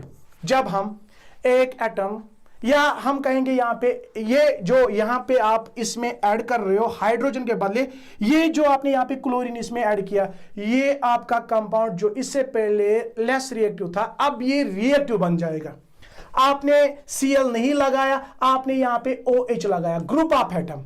आपने यहां पे OH नहीं लगाया, आपने COOH लगाया। ये जो आपने यहां पे ग्रुप ऑफ एटम्स या कभी कभार आपने इसमें एटम ऐड किया, इस एटम या ग्रुप ऑफ एटम से एक कंपाउंड रिएक्टिव बनता है और इस कंपाउंड की केमिकल प्रॉपर्टीज क्या होगी वो यही एटम या ग्रुप ऑफ एटम डिसाइड करता है। सो दिस एटम और group of atom is called as functional group.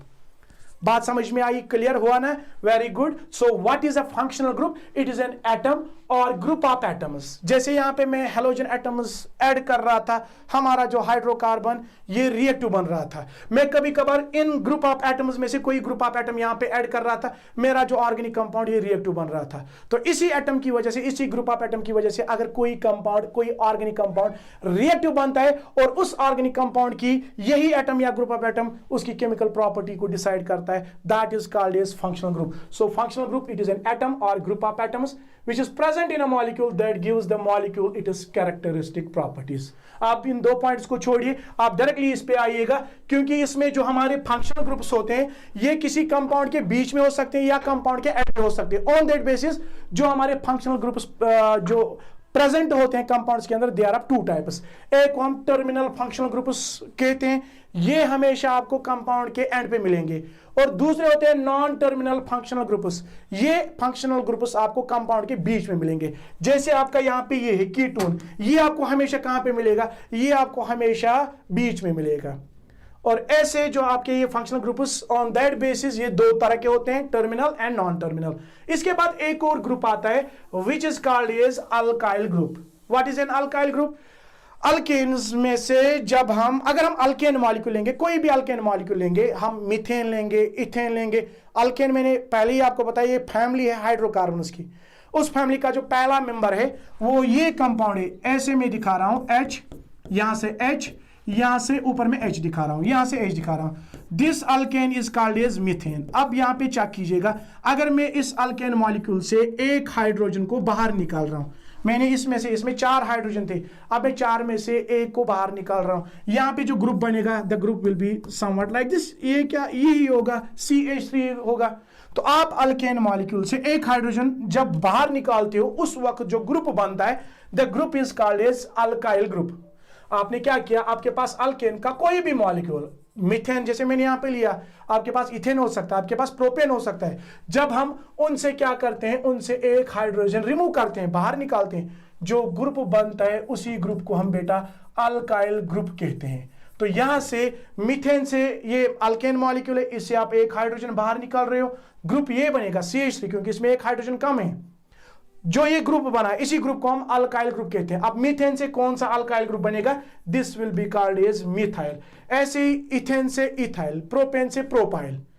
शाबाश। इसके बाद आईयूपीएक नेम, जब भी हम किसी ऑर्गेनिक कंपाउंड का नाम देंगे तो आपने पहले एक सीक्वेंस याद रखनी है। हमेशा एक ऑर्गेनिक कंपाउंड के अंदर नाम में 5 पार्ट्स होते हैं, वैसे तो 3 ही पार्ट्स होते हैं, हम 2 पार्ट्स के फिर 2 सब पार्ट्स करते हैं। जैसे कि ये हमारा एक पार्ट कहलाता है, this is first part, this is main part, और ये लास्ट पार्ट। जैसे हमारे नाम में 3-3 पार्ट्स होते हैं, पहले हम प्रीफिक्स, फिर जो मेन पार्ट होता है नाम का, उसके बाद लास्ट में हम सफिक्स ऐड करते हैं। इन द सेम वे जो आपके ऑर्गेनिक कंपाउंड्स होते हैं, इन ऑर्गेनिक कंपाउंड्स का जब भी आपने नाम देना होगा तो इन्हीं 3 पार्ट्स में आप नाम दीजिएगा और सीक्वेंस में चलेगा। कोई सीक्वेंस फॉलो नहीं करेगा, जो उस वक्त नाम आएगा वो गलत माना जाएगा।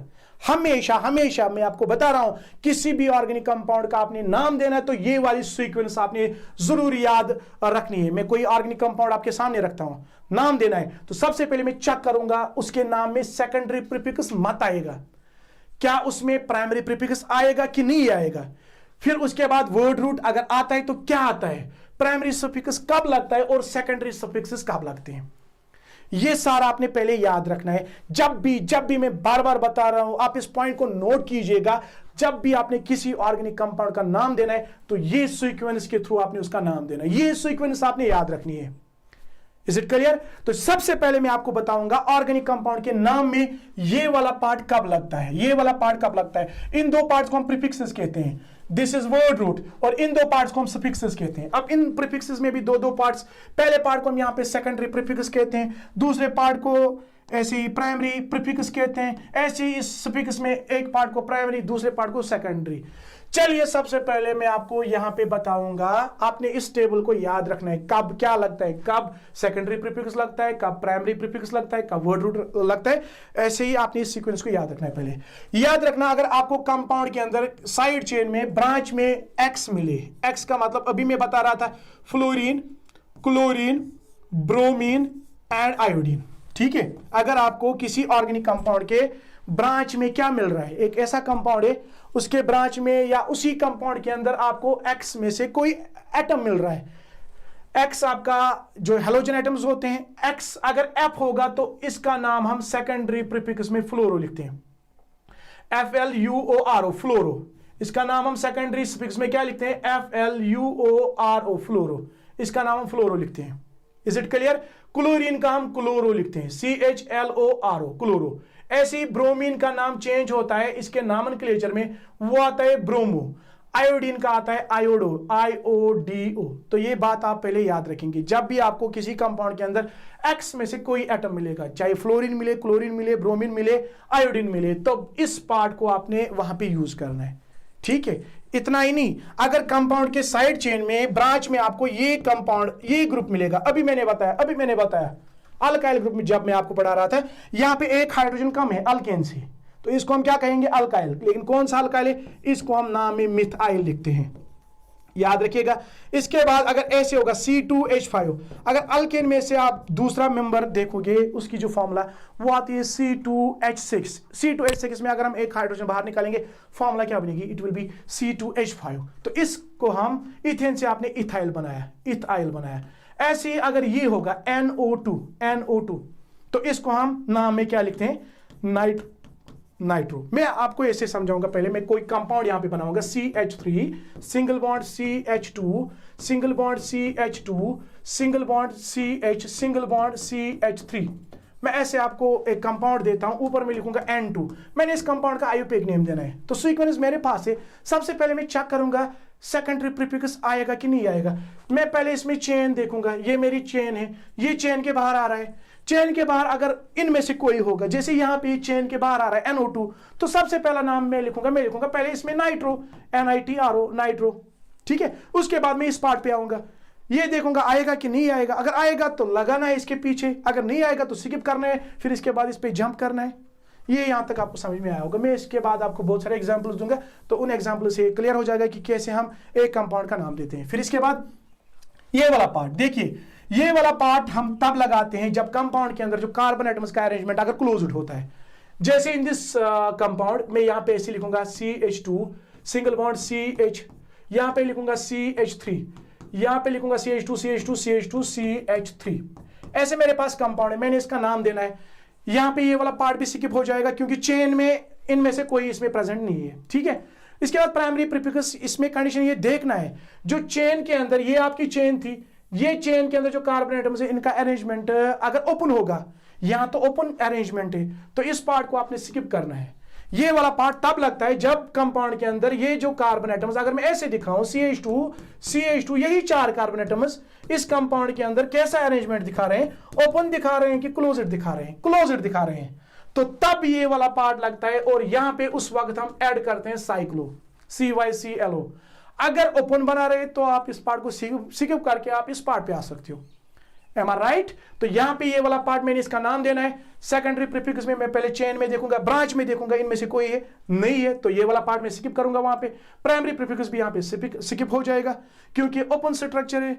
फिर इसके बाद वर्ड रूट आता है, तो ये याद रखना है साइक्लो कब लगता है। Cyclo only in case carbon atoms form closed structure. ये पॉइंट भी याद रखेंगे आप, तो ऐसे नॉमेनक्लेचर में आपको कोई भी दिक्कत नहीं होगी। फिर वर्ड रूट पे आएगा, वर्ड रूट में हम चेन में देखते हैं कि कितने कार्बन एटम्स हैं। अगर एक कार्बन होगा तो उसका वर्ड रूट हम मेथ लिखते हैं, अगर 2 होंगे तो एथ लिखते हैं, अगर 3 होंगे तो प्रॉप लिखते हैं, अगर 4 होंगे तो ब्यूट लिखते हैं, अगर 5 होंगे तो पेंट लिखते हैं, अगर 6 होंगे तो हेक्स लिखते हैं, अगर 7 होंगे ऐसे ही हेप्ट लिखते हैं, 8 होंगे तो ऑक्ट लिखते हैं, 9 होंगे तो नॉन लिखते हैं, और अगर 10 तक आप याद रखिए, अगर 10 होंगे तो इसको हम डेक लिखते हैं वर्ड रूट में, जो मेन पार्ट माना जाता है नाम का। मैं यहां पे एक कंपाउंड बनाऊंगा CH3 CH2 single bond CH3, ये मेरे पास एक कंपाउंड है। मैं चेन देखूंगा पहले, ये मेरी चेन है, चेन में साइड चेन में इनमें कोई आता है नहीं आता है तो स्किप कीजिए। इसके बाद प्राइमरी प्रीफिक्स पे आइए, अरेंजमेंट देखना है कार्बन एटम्स का, अगर ओपन होगा तो स्किप करना है, ये तो ओपन है तो स्किप करेंगे। वो तभी लगता है जब कार्बन एटम क्लोज्ड स्ट्रक्चर बनाते हैं। तो स्किप करना है, लेकिन ये वाला आपने स्किप, ये वाला पार्ट और ये वाला पार्ट हमेशा नाम के अंदर आते हैं। बाकी जो ये 3 पार्ट से आपका ये और ये वाला पार्ट, इनमें कंडीशन ये आ भी सकती है, नहीं भी आ सकते, लेकिन ये 2 पार्ट हमेशा नाम में आते हैं। जैसे इस कंपाउंड के अंदर कार्बन कितने हैं चेन में 3, 1 2 3, यहां पे आपने लिखा 3 का जो वर्ड रूट वो हम क्या लिखेंगे, मैं इसका नाम लिखूंगा प्रोप। मैं डायरेक्टली प्रोप पे आया क्योंकि ये 2 पार्ट्स इसमें नहीं आए, मैं सीक्वेंस में चल रहा हूं। फिर इसके बाद प्राइमरी प्रीफिक्स, ये हम देखते हैं जो चेन में जो कार्बन एटम्स हैं उनके बीच का बॉन्ड। अगर कार्बन और कार्बन के बीच में ऐसा बॉन्ड होगा, सिंगल बॉन्ड होगा, यानी अगर ये अल्केन होगा तो इसका नाम हम लास्ट में एन, जैसे अभी इससे पहले कंपाउंड था वो उसके आप चेक कीजिएगा, रिवर्स कीजिएगा, उसको बैकवर्ड जाइए तो आप वहां पे पता कर सकते हो कि कार्बन और कार्बन के बीच में कौन सा बॉन्ड प्रेजेंट था, सिंगल बॉन्ड प्रेजेंट था। तो जब सिंगल बॉन्ड होता है तो पीछे हम क्या ऐड करते हैं, हम एन ऐड करते हैं, तो नाम आएगा प्रोप एन, ऐसे इसका नाम हम देते हैं। तो यहाँ पे जो ये प्राइमरी सफिक्स आपका है ये डिपेंड करता है the nature of the bond in between the carbon atoms. तो अगर सिंगल बॉन्ड होगा तो एन, अगर कार्बन और कार्बन के बीच में कौन सा बॉन्ड, डबल बॉन्ड होगा तो इन हम ऐड करते हैं, और अगर कार्बन और कार्बन के बीच में ट्रिपल बॉन्ड होगा तो लास्ट में हम YNE ऐड करते हैं। Is it clear to everyone?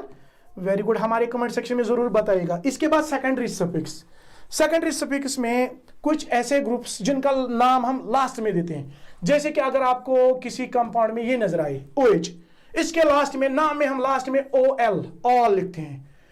कभी किसी कंपाउंड में आपको ये मिले तो उसके नाम में लास्ट में हम ऐड करते हैं AL, ये मैं सारा आपको बताऊंगा। ऐसे ही कोई कंपाउंड ऐसा होगा इसके लास्ट में हम ऐड करते हैं ओइक एसिड।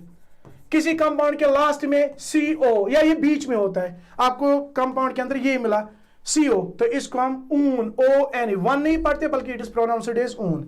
आपको कंपाउंड के अंदर ये मिला NH2, तो इसको लास्ट में हम एमाइन ऐड करते हैं AMINE, ऐसे। तो आप इसका स्क्रीनशॉट लीजिए, आप इसको अपनी कॉपी पे नोट कीजिए, आपके बहुत काम आने वाला है। तो nomenclature is all about this table. जिसने इस टेबल को याद रखा, कब ये पार्ट्स ये कब लगता है, और ये सीक्वेंस जिसने याद रखी उसको हर एक ऑर्गेनिक कंपाउंड का नाम देना आएगा।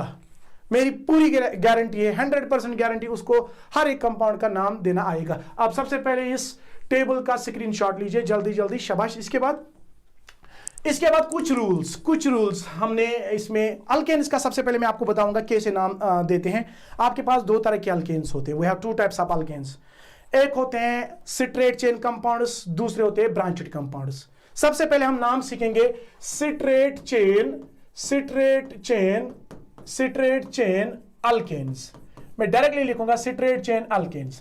कैसे हम स्ट्रेट चेन अल्केन्स का नाम देते हैं, तो पहले वो सीक्वेंस यहां पे आपने याद रखनी है। सबसे पहला पार्ट क्या आता है, सबसे पहला पार्ट आपका आता है प्राइमरी प्रीफिक्स, सेकेंडरी प्रीफिक्स, फिर प्राइमरी प्रीफिक्स, फिर इसके बाद वर्ड रूट, फिर आपका आता है प्राइमरी सफिक्स, फिर आपका आता है सेकेंडरी सफिक्स। तो इस सीक्वेंस को आपने सबसे पहले याद रखना है, जो मैं अभी इससे पहले आपको बता रहा था। अब सबसे पहले हम कौन से कंपाउंड्स का नाम सीखेंगे, जो हमारे स्ट्रेट चेन अल्केन्स होते हैं।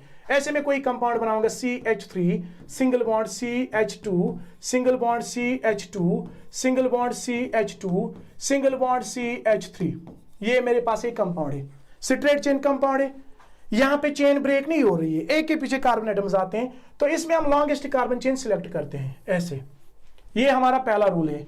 तो इसके बाद आप इसमें देखेंगे सबसे पहले सेकेंडरी प्रीफिक्स वाला पार्ट वो चेन के बाहर आनी चाहिए। नहीं आ रहा है कोई तो स्किप कीजिए, ये वाला पार्ट भी स्किप हो जाएगा, आप मुझे बताने की जरूरत नहीं है, आपको पता चला क्यों ये स्किप करना है, क्योंकि चेन के अंदर ओपन स्ट्रक्चर है। वर्ड रूट, इसमें आपने कार्बन एटम्स चूज करने हैं, कितने हैं कार्बन एटम्स काउंट करने हैं, 1 2 3 4 5। 5 का आप देख लीजिए, यहां पे आपने क्या लिखा, 5 का हमने पेंट लिखा, तो मैं पहला नाम इसका लिखूंगा PENT, पेंट। फिर इसके बाद प्राइमरी सफिक्स में हम नेचर ऑफ द बॉन्ड वो भी चेक कीजिएगा। जब कार्बन और कार्बन के बीच में खाली सिंगल बॉन्ड, तो पीछे हम ऐड करते हैं प्राइमरी सफिक्स में, तो कंपाउंड का नाम आएगा पेंटेन। ये तो इजी है, इनका नाम आपको देना आएगा जो आपके स्ट्रेट चेन अल्केन्स है। जो यहाँ पे मसला है वो है ब्रांचेड अल्केन्स का, और इसके अंदर आपके क्वेश्चंस कभी आपके एग्जाम में, बोर्ड एग्जाम में पूछे जाते हैं। वो तो सिंपल क्वेश्चंस होते हैं, वो भी मैं आपको बताऊंगा कौन से क्वेश्चंस आपके एग्जाम में पूछे जाते हैं। चलिए सबसे पहले उसी जो आपके ब्रांचेड, अब बात करेंगे सबसे पहले किनकी, ब्रांचेड अल्केन्स की। We will talk about branched alkanes. तो इनका नाम तो स्ट्रेट चेन अल्केन्स का वो तो इजी है, ब्रांचेड अल्केन्स में आपने कुछ रूल्स को याद रखना है, वो रूल्स मैंने यहाँ पे साइड में लिखे, तो इन रूल्स को फॉलो करके हम ब्रांचेड अल्केन्स का नाम देंगे। सबसे पहला कंपाउंड मैं यहाँ पे बनाऊंगा ऐसे, मेरे पास ऐसा कंपाउंड है CH3 सिंगल बॉन्ड, CH में यहां पे लिखूंगा सिंगल बॉन्ड CH3, ये मेरे पास कंपाउंड है, यहां तक तो ये सिट्रेट है, मैं यहां पे लिखूंगा CH3। बात समझ में आई? देखिए यहां पे अगर मैं ऐसे कोई कंपाउंड बना रहा हूं C यहां पे हम ऐसे दिखाएंगे C ऐसे मैं यहां पे दिखाऊंगा, ठीक है, यहां तक ठीक है, यहां पे ऐसे आपके पास ऐसा कोई कंपाउंड है, हम इसमें क्या करते हैं, सबसे पहले जब ऐसे कंपाउंड को हम देखते हैं हम डर जाते हैं, डरना नहीं है, आपके पास रूल्स है, रूल्स को फॉलो करके आप इनका नाम दीजिए, देखिए कितना इजी है। तो ऐसे ब्रांचेड कंपाउंड में हमने सबसे पहले चेन सिलेक्ट करनी होती है, और चेन किसकी होती है, कार्बन एटम्स की। कौन सी चेन, उस चेन के अंदर maximum number of carbon atoms आनी चाहिए। अगर मैं ये चेन सिलेक्ट करूं, देखिए इसमें कितने चेन्स बन रहे हैं, 1 2 3 4 5, ये चेन यानी इस कार्बन के पीछे ये, इस कार्बन के पीछे ये, अब जो ये कार्बन, ये इसके पीछे ये कार्बन है और इसके पीछे यहां से ये कार्बन, या तो आपने यहां से जाना है या यहां से जाना है, दो में से कोई भी चेन। चले ये वाली चेन एक मान लेते हैं पहले, 1 2 3 4 5, इस चेन में 5 कार्बन आ रहे हैं। दूसरी चेन 1 2 3 4 5 6, दूसरी चेन 6 कार्बन की बन रही है। तीसरी चेन 1 2 3 4 5 6, आपके पास 3 चेन से, एक चेन 5 कार्बन की, दूसरी चेन 6 कार्बन की, तीसरी चेन भी 6 कार्बन की। मेरे कहने का मतलब जो एक चेन जो छोटी कार्बन जिसमें कम कार्बन एटम्स आ रहे हैं उसको आपने नहीं चूज करना है, आपने इन दो में से किसी एक चेन को सिलेक्ट करना है। We will select this is our longest carbon chain, ये आपका पहला रूल है। सिट्रेट चेन कंपाउंड्स में आप सबसे पहले यही चूज कीजिए, जो कंपाउंड के अंदर कार्बन एटम्स है उसमें आप देखिए कितने कार्बन एटम्स की लंबी चेन बन रही है। अब आपके पास ये कंपाउंड है, आपके पास ये कंपाउंड है, इस कंपाउंड में हम क्या करते हैं, what we do in this compound, we have to select the longest carbon chain. तो यहां पे जो मैक्सिमम कार्बन एटम्स की चेन बनेगी, 3 कार्बन एटम्स की चेन बनेगी, 1 2 3, ये एक चेन बनेगी, 1 2 3, ये दूसरी चेन बनेगी, 1 2 3, ये तीसरी चेन बनेगी। यहाँ पे 3 चेन 3 कार्बन एटम्स के बन रहे हैं, तो 3 चेन यहाँ पे 3 कार्बन एटम्स के बन रहे हैं, तीनों चेन की जो लेंथ वो सेम है। आप कोई भी चेन सिलेक्ट कर सकते हो, हम इस चेन को सिलेक्ट करेंगे as our longest carbon chain according to the rules, ये हमारी पहली चेन होगी। अब इसके बाद ये हो गया पहला rule, longest carbon chain rule, फिर इसके बाद लोवेस्ट नंबर रूल। फिर आपने जो चेन के अंदर सबसे पहले ये जो चेन आपने सिलेक्ट की, this chain is called as parent और प्रिंसिपल चेन, इसका नाम हम पेरेंट चेन या प्रिंसिपल चेन देते हैं। जो चेन के अंदर नहीं आता है, चेन के बाहर आता है, इसको हम बेटा सबस्टिट्यूएंट, इसको हम सबस्टिट्यूएंट और साइड चेन कहते हैं। इट इज कॉल्ड एज सबस्टिट्यूएंट और साइड चेन, ये याद रखिएगा। तो जो आपकी कौन सी चेन होगी, जो आपकी पेरेंट चेन होगी, इसमें अब आपने नंबरिंग करनी है। नंबरिंग हम किसकी करते हैं, किसको नंबर देते हैं, हम कार्बन एटम्स को नंबर देते हैं। जो आपने लॉन्गेस्ट कार्बन चेन सिलेक्ट की होती है, उन्हीं कार्बन एटम्स को हम यहाँ पे नंबरिंग करते हैं, और उस नंबर को हम बेटा लोकेंट कहते हैं, उस रूल को हम लोवेस्ट नंबर रूल कहते हैं। यहां पे अगर मैं यहां पे लिखूंगा, इसका नाम 1 दूंगा, इसका नाम 2 दूंगा, इसका नाम 3 दूंगा। इस कंपाउंड में आपको ये समझ नहीं आएगा, ये जो दूसरा रूल है जिसको हम लोवेस्ट नंबर रूल कहते हैं। मैं यहां पे एक और कंपाउंड बनाऊंगा, CH3 single bond CH single bond CH2 single bond CH3, यहां तक ये सिट्रेट चेन कंपाउंड है। अब यहां पे हम एक ब्रांच रखते हैं CH3। इसके बाद आपने इस कंपाउंड को नाम देना है, तो सबसे पहले हम क्या करेंगे, इस कंपाउंड में हम लॉन्गेस्ट कार्बन चेन सिलेक्ट करेंगे। मैक्सिमम कार्बन एटम्स जिसमें प्रेजेंट होंगे 1 2 3 4, एक चेन 4 कार्बन की बन रही है, 1 2 3, दूसरी चेन 3 कार्बन की बन रही है, 1 2 3 4, तो तीसरी चेन भी 4 कार्बन की बन रही है, एक चेन 3 कार्बन की, दो कार्बन चेन्स आपके 4 कार्बन एटम्स के बन रही है। आप तो ये या तो ये वाली चेन सिलेक्ट करोगे या आप ये वाली चेन सिलेक्ट करोगे एज आवर प्रिंसिपल और पेरेंट चेन। चलिए हम इस चेन को सिलेक्ट करते हैं एज आवर प्रिंसिपल और पेरेंट चेन। ये हो गया हमारा पहला rule, this rule is called as longest carbon chain rule. फिर इसके बाद जो आपकी पेरेंट चेन होती है, प्रिंसिपल चेन होती है, इसमें हमने कार्बन एटम्स की नंबरिंग करनी होती है, जिस नंबर को हम लोकेंट कहते हैं, but numbering in such a way so that the carbon to which any alkyl group is attached, the carbon it must get the lowest possible number। Sir ये क्या होता है, समझ नहीं आ रहा है।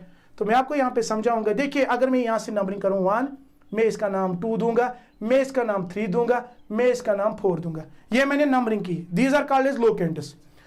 जिस कार्बन पे साइड चेन प्रेजेंट है, यहां से नंबरिंग करते हो तो इसका नंबर 3 आता है। अगर मैं यहां से इसकी नंबरिंग करूं, ध्यान से सुनिएगा, वेरी वेरी इंपॉर्टेंट है, this point is very very important है। तो यहां पे 1, यहां पे मैं 2 लिखूंगा, यहां पे मैं 3 लिखूंगा और यहां पे मैं 4 लिखूंगा। जरा चेक कीजिए किस साइड से लोवेस्ट नंबर आता है, 3 लोवेस्ट है कि 2 लोवेस्ट है? 2 इज लोवेस्ट। मैं किस कार्बन की बात कर रहा हूं? I am talking about the carbon to which the side chain to which the substituent is attached. The carbon must get the lowest possible number. यहां से करेंगे तो लोवेस्ट पॉसिबल नंबर 2 आता है, यहां से करेंगे तो लोवेस्ट पॉसिबल नंबर क्या आता है? वो 3 आता है। तो ये वाली नंबरिंग आप कतन सेलेक्ट नहीं करोगे, आपने जो नंबरिंग इस कंपाउंड के अंदर वो क्या करनी है, वो यहां से करनी है। अब इस केस में आप देखिए, सबसे पहले आपने लॉन्गेस्ट कार्बन चेन सेलेक्ट की एज यूजुअल, जैसे आपने इसमें किया, फिर इसके बाद नंबरिंग। अब इस कंपाउंड के अंदर कोई इशू नहीं है, आप नंबरिंग यहां से भी कर सकते हो, आप यहां से भी कर सकते हो। क्यों? जरा मुझे बताइए क्यों? क्योंकि अगर यहां से नंबरिंग करेंगे तो 2 आएगा, यहां से नंबरिंग करेंगे 1 2, दोनों केसेस में जिस कार्बन पे साइड चेन प्रेजेंट है, दोनों केसेस में उसका जो लोवेस्ट नंबर वो 2 आता है। तो इस कंपाउंड के अंदर कोई भी परेशानी नहीं है। आप इन 2 कंपाउंड्स का नाम याद रखेंगे, ये 2 कंपाउंड्स आपके एग्जाम में पूछे जा सकते हैं। these 2 compounds are very very important for your examination point of the view। ये आपके बोर्ड एग्जाम में पूछे जाते हैं और पूछे भी जा सकते हैं। इसके बाद ये हो गया, ये 2 रूल्स हमने यहां पे अप्लाई किए। मैं अभी इन्हीं 2 रूल्स के बारे में आपको यहां पे बताऊंगा, फिर इसके बाद हम इसका नाम देंगे, इसका भी नाम देंगे और इसका भी, क्योंकि यहां पे यही 2 रूल्स अप्लाई होंगे। पहले इस कंपाउंड का नाम देंगे साइड चेन। सबसे पहले सेकेंडरी प्रीफिक्स ये तब आता है जब साइड चेन में कोई ग्रुप, ये CH3 ग्रुप आप वहां पे देखिए है कि नहीं, जरा यहां पे देखिए CH3 यहां पे, हाँ है ना, मिथाइल। तो जब मिथाइल होता है इसका नाम हम सेकेंडरी प्रीफिक्स में देते हैं। यहां पे सेकेंडरी प्रीफिक्स में आप चेक कीजिए कौन सा ग्रुप है, इट इज मिथाइल। मिथाइल किस कार्बन पे? It is on carbon number 2। तो यहां पे हम लिखेंगे 2 मिथाइल, मैं यहां पे लिखूंगा 2 मिथाइल। ये हो गया हमारा सेकेंडरी प्रीफिक्स। फिर इसके बाद प्राइमरी प्रीफिक्स, ये वाला पार्ट आपने स्किप करना है। क्यों? क्योंकि चेन के अंदर जो कार्बन एटम्स वो ओपन स्ट्रक्चर बना रहे हैं, स्किप करना है। आइए इस पार्ट पे जिसको वर्ड रूट कहते हैं। चेन में देखिए, अब इस कंपाउंड के अंदर 1 2 3 4 4 कार्बन एटम्स है। आपने 4 का नहीं लिखना है, आपने वर्ड रूट उन्हीं कार्बन एटम्स का लिखना है जो चेन के अंदर प्रेजेंट है। चेन के अंदर कितने कार्बन एटम्स प्रेजेंट है? 3। तो 3 का वर्ड रूट आप यहां पे चेक कीजिए, 3 का क्या आता है? प्रोप। तो मैं यहां पे लिखूंगा इसमें PROP। अभी तक यहां पे इसका जो नाम है, सॉरी यहां पे जो कंपाउंड था 2 मिथाइल। फिर इसके बाद इसमें चेन के अंदर कितने कार्बन एटम्स? वो 3 थे, तो 3 का वर्ड रूट वो क्या आता है? वो प्रोप आता है। हो गया ये वाला पार्ट भी। इसके बाद प्राइमरी सफिक्स। प्राइमरी सफिक्स में हम चेन के अंदर कार्बन और कार्बन के बीच का बॉन्ड देखते हैं। अगर सिंगल बॉन्ड होगा तो पीछे एन ऐड करेंगे, अगर डबल बॉन्ड तो इन, अगर ट्रिपल बॉन्ड तो YNE ऐड करेंगे। यहां तो चेन के अंदर खाली कौन सा बॉन्ड आपको नजर आता है? That is only single bond. तो यहां पे हम पीछे ऐड करेंगे ANE। This is very very important compound. इस कंपाउंड का नाम आएगा 2 मिथाइल प्रोपेन, ऐसे हम इसमें नाम देते हैं। अब इस कंपाउंड पे आते हैं। इस कंपाउंड में भी सबसे पहले आपने क्या किया? लॉन्गेस्ट कार्बन चेन सिलेक्ट की। फिर इसके बाद इस चेन की हम नंबरिंग करते हैं, मगर नंबरिंग कहां से करनी है? जिस कार्बन पे कोई साइड चेन, कोई सबस्टिट्यूएंट प्रेजेंट होगा, उस कार्बन का जो नंबर, जो लोकेंट, वो कम आना चाहिए। यहां से नंबरिंग करेंगे तो 3 आएगा, यहां से नंबरिंग करेंगे तो 2 आएगा। तो आपने ये वाली नंबरिंग रखनी है। फिर इसके बाद इस सीक्वेंस के थ्रू हम इस कंपाउंड का नाम देंगे। सबसे पहले देखेंगे सेकेंडरी प्रीफिक्स आएगा ना, क्योंकि यहां पे सबस्टिट्यूएंट में आप देखिए क्या है, तो ये चेक करेंगे इस टेबल में हम CH3 आपको यहां पे नजर आ रहा है, तो इसको हम नाम लिखते हैं सेकेंडरी प्रीफिक्स में क्या? मिथाइल। तो मिथाइल यहां पे ऑन कार्बन नंबर 2, ये आपकी नंबरिंग नहीं है, आपकी नंबरिंग ये है। तो 2 पे मिथाइल प्रेजेंट है, मैं यहां पे लिखूंगा 2 मिथाइल। इसका लोकेंट में साथ में लिखूंगा 2 मिथाइल। ये हो गया हमारा सेकेंडरी प्रीफिक्स। इसके बाद इस पार्ट पे आते हैं प्राइमरी प्रीफिक्स। चेन के अंदर बॉन्ड का अरेंजमेंट ओपन है तो स्किप करना है। वर्ड रूट, चेन में कार्बन एटम्स कितने हैं? आपने 4 का नंबर दिया है, तो यहां पे इसका आएगा ब्यूट, BUT ब्यूट। फिर इसके बाद प्राइमरी सफिक्स में nature of the bond ane in yne, it is ane because chain में आप देखिए कौन सा बॉन्ड प्रेजेंट है, only single bond is present in between the carbon atoms. तो यहां पे हम ऐड करेंगे ANE, तो कंपाउंड का पूरा नाम आएगा 2 मिथाइल ब्यूटेन। 2 मिथाइल ब्यूटेन, ये इस कंपाउंड का नाम आएगा। एक और कंपाउंड आपको मैं यहां पे दिखाना चाहूंगा जो आपके एग्जाम में पूछा जाता है, उस कंपाउंड का आपने नाम देना है। सिंपल कंपाउंड है, वो भी आपके बोर्ड एग्जाम में बहुत बार पूछा गया है। कंपाउंड कैसा है वो हम ऐसा इसका स्ट्रक्चर बनाएंगे, CH3 सिंगल बॉन्ड C, फिर इसके बाद सिंगल बॉन्ड CH3। ये मेरे पास कोई कंपाउंड है, ऐसे मैं लिखूंगा CH3, नीचे इसमें हम लिखेंगे CH3 ऐसे। इस कंपाउंड में आपने सबसे पहले क्या करना है, we have to select the longest carbon chain.